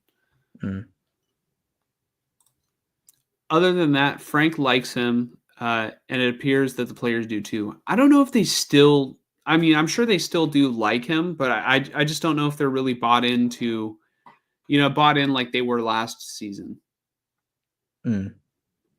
Like, they just don't give me that same vibe this year. No, I agree. Yeah. Yeah. Fonzie says, before McCaffrey came back, we were a top 5 rushing team. Yeah, rushing team. After he came back, we were the bottom 5. I can see how Shanahan thought, hey, you're getting paid, get out there. That killed our momentum, though. Yeah, and then even before McCaffrey came back, like they wouldn't like fully commit to using Jordan Mason. It's kind of weird. Like the usage of Jordan Mason, if they would give him like the McCaffrey usage, I feel like they would be a little bit more of an efficient offense. That's just what I think. But hey, I'm not a genius, okay? Our head coach is a genius. Let's see. Oh, ooh, Frank coming in with the heat. Somebody else hit Trevor's stride today when I said Trevor hasn't hit his NFL stride. Jesus. Yeah. Fonzie says Gruden, no thank you. I think Mike is in the same boat. I think Mike likes John Gruden, the football personality, but is not interested in having him as head coach. Am I right, Mike? Yeah. As a lifelong Niner fan, I love Shanahan, says Fonzie. I think I talked about it last week, the things that I like and that I don't like about Shanahan. But like what really makes it hard is like when you're losing games, you know, what does Shanahan do that is so likable? You know, he like, and this is just my perspective, my opinion. I'm not going to tell you to not love the guy, but like for me, what he does is mismanage his clock, just stares at his play sheet, reading it the entire game, isn't fully aware of everything that's going on during the game, gets snarky with the media, and does not take accountability. What I do like is the history that he has, you know, with the team, being the ball boy, like, you know, that's kind of cool. How could you not root for a story like that? But I mean, I just don't think that he is the genius that everybody paints him out to be. Like, unless everybody is just like saying it sarcastically, like, oh yeah, look at this genius. Yeah, why don't you go show him who's boss, genius? Like I get it. His playbook is good, but if he really is that smart, he would get his head out of his play sheet and just memorize the plays by this point. You know? How many times do you have to reread it? Like, watch the game, see what's going on, and I don't know. Like, every coach uses a play sheet. He's the only one who I see that is like he's buried in it like a coordinator. He's buried in it like a coordinator. Lead your team during the game. That's my personal take on my perspective on a head coach. So, you know, you see most other coaches in the NFL always focused on the field, always focused on the game. And Shanahan is just the opposite. And I don't think he's ever going to change. And maybe he would be worse if he changed. But I just don't know if it's good enough to win a bowl. Fonzie says, I don't think Kyle is settling. I think he's getting his money's worth one way or another. Settling? Maybe that was almost 20 minutes ago, this comment. I'm so sorry, Fonzie. Let me know the context of that one. I feel that us fans put so much pressure on them. On who? On the coaches? On the quarterbacks? Probably both. Until they have a better choice, AP is the only alternative. What do you think, Mike? I mean, who would you take right now? Like, I think Antonio Pierce has to finish off this season, right? And then you replace him in the offseason. Like, right now is not the time to do it. Yeah, no, I'm not firing AP today. I think you give him the rest of the season and then, you know, you judge based off of that. But, you know, assuming that they are in the running for a top 3 pick, you know, you can clearly do better. Mm-hmm. So I do like this comment from Fonzie right here. It says, What would Reed be without without Spagnuolo? Could you imagine if the Niners were able to get Spagnuolo from the Chiefs? Imagine if Spagnuolo wanted to be head coach. Yeah, I mean, he was for a while with the Rams, right? But that just didn't work out. Like, but it's been how long? Like that was what, before Jeff Fisher? Yeah. That's how long it's been. Yeah. So I mean, I don't know why he doesn't get interviews. Maybe he's just like, not interested. I'm happy where I'm at. I don't know. Yeah, but that's so weird. He likes winning Super Bowls. Yeah. Maybe he just realized, like, head coaching isn't for me, and he's just in the perfect spot where it's like, dude, I'm with this offensive mastermind. You know, he's a defensive mastermind. You know, excuse me, I am going through being very much essentially sick. It has not been fun. Strep throat and probably a solid cold. This is dope. Yeah, your knees are aching too, huh?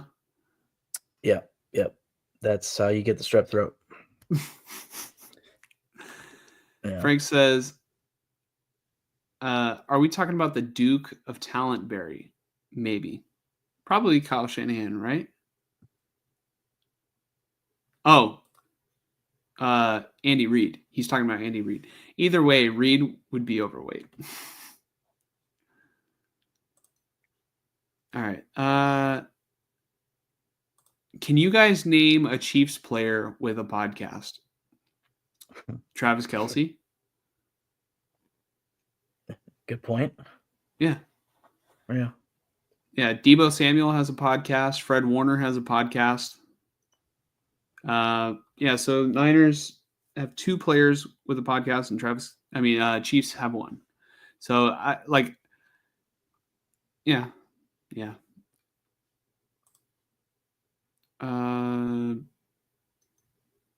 Let's see. Shanahan cannot play for the players. Yeah, but his job is to coach the players. Not just call the plays, but he has to teach them how to execute the plays. And right now they're not executing. And so if they cannot execute his plays, he has to he has to work with the general manager to replace the players. So they have failed at some point in that, whether it's having the wrong personnel or just getting the message across. There has been failure in that aspect. So he's got to do a better job.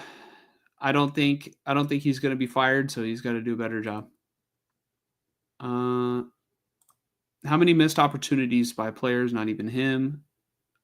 On the team, we live in a digital world. They see everything. All the guys on our team with a podcast or similar are all hurt. I mean, Deebo's not hurt that we know of. I know he had pneumonia a little while ago that got him hospitalized. Fred Warner definitely is dealing with that ankle fracture. So let's see. Deebo's the only one underperforming. Yeah, he's definitely underperforming at wide receiver, but going into this year, that was the thing about Deebo. It was he can't separate consistently on man-to-man coverage. He gets strapped. That's what happened in the Super Bowl. And they targeted him, like 11 times in the Super Bowl? So that was a miscalculation or an error in judgment on Shanahan's part there. How many fumbles or drop passes? I'd say the fumbles have been a real issue for the Niners this season. So McCaffrey fumbled last week. This week, Deebo fumbled. Yeah, it has been a serious issue. Like the Niners, I want to say, are like second in yards this season, and they're 5-7. Can you believe that? It's either second in yards or second in yard differential. And They're just not executing in the red zone. Well, I mean, there's other problems than that, but yeah. Let's see. None of the other Bay Area, Frank says, none of the other Bay Area podcasts cover the Raiders. That is you are my favorite. Thank you. No, Why? Frank, thank you. Oh, that is why you are my favorite. Yeah, no, I definitely appreciate it. Now, I do have to give credit to Mike over here because probably without Mike, I would not be talking about the Raiders. But I mean, it's great. I love doing this podcast. It's just fun. Yeah. Yeah, it's cool to take your guys' comments and. I wish more Bay Area media would stay on the Raiders, but I understand why they don't. So here we are. Mm-hmm. Let's see. Makes no sense. I'm trying to determine whether or not you're talking about the fumbles and drop passes, or if you're talking about why more Bay Area media doesn't cover the Raiders. But for both, yeah. All right, Mike. Let's give a little bit of a preview for the Raiders versus Buccaneers. I think it's pretty self-explanatory. I think the Buccaneers should come in here and win this game. It's going to be, hold on. It is going to be a road game for the Raiders. They're going to be traveling all the way to Tampa Bay. Baker Mayfield's having a great season. Yeah, he is, dude. Against the Panthers, like when it was time to score points, Baker was lights out, man. I don't think there's much to say here. Like the big question mark for me is Aiden O'Connell and how he plays. Can he actually lead this Raiders team to a win against this Buccaneers team? Like, hey, the Panthers kind of had them dead to rights, especially in overtime. And then Chuba Hubbard fumbled, and that changed everything. But Panthers had the Chiefs dead to rights too. Yeah, hey, Bryce Young is getting a little better here. So, but the Raiders are not the Panthers. I don't know if that's a good thing or a bad thing, but I think the Buccaneers should beat the Raiders. Like, if they're just playing as good as they can play, they should beat the Raiders. But again, the Buccaneers right now are a 500 team. I want to say they're 6-6. Like, if the Raiders can almost beat the Chiefs, I know the Raiders can beat the Buccaneers. Yeah, but the Buccaneers are 6-6, and they're tied with the Falcons for the NFC South. Yeah, and I'd say because of that, like, it's the same breath as like, oh, this Niners game against the Bears is a must win. Like, this is the playoff. This is the slope towards the playoffs. Like, these teams have to win games. And the Buccaneers, if they want to make the playoffs, if they want to win their division, they need to win this game. So I think the Buccaneers have more to play for. And Bucky Irving is playing phenomenally right now. And they have Mike Evans back. He had a nice one-handed touchdown in this last game against the Panthers. Give me the Buccaneers. Yeah, I think the Buccaneers are definitely playing for more, in terms of like wanting to win the game. Like they're trying to make it inside the playoffs. And like I really like the passing attack from the Buccaneers, and really their rushing attack is very good. Bucky Irving is very good. Yep. Yeah. Yep. Man, Rachaad White, he's decent. You're thinking about fantasy now, huh? Oh no, I don't know why I thought you were gonna pick the Raiders. No. Here's what I will say though. Here's what I will say though. The Raiders could mess around and win this game by playing, I think getting consistent pressure on Baker Mayfield, which Max Crosby can do.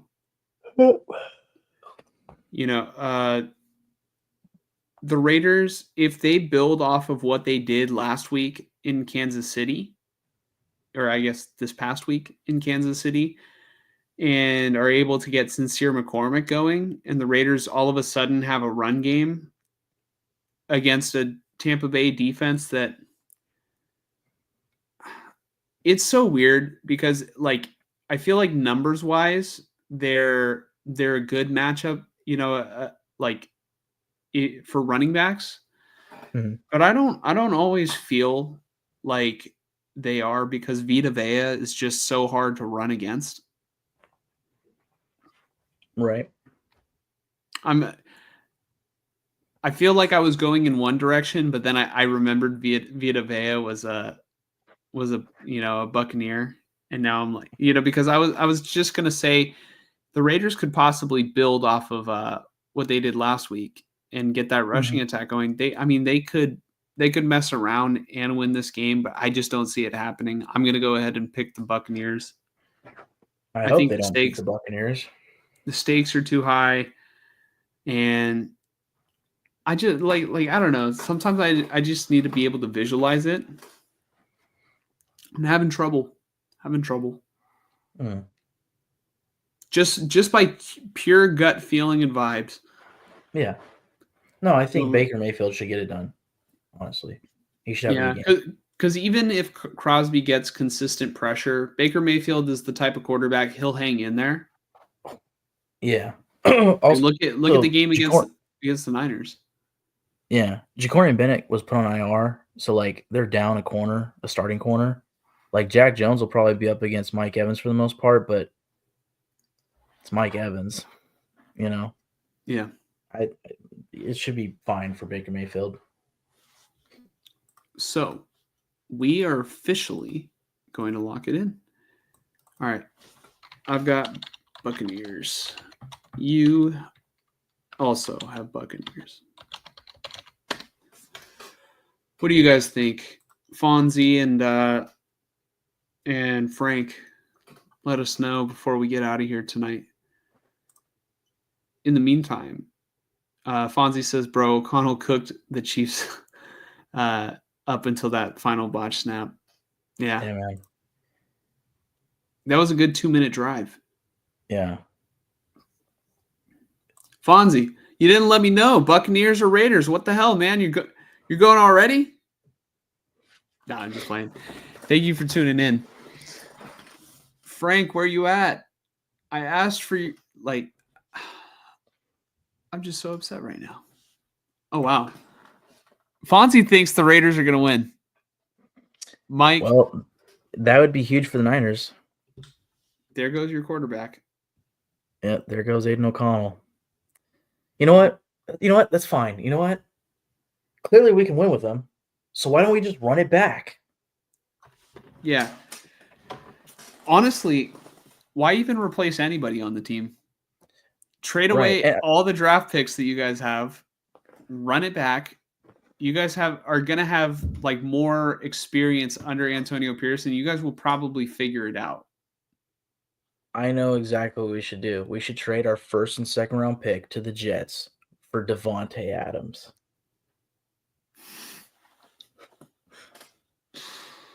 And could you imagine what we can afford it? Honestly, it makes sense though, because he would probably want to come to the Raiders to play with a guy like Aiden O'Connell, who he's played with in the past. And he could be closer to home. Yeah. I like how he literally said, yeah, I'm closer to home. It's like my biggest thing. Yeah, trade me ASAP. New York, let's go. Fucking other side of the country.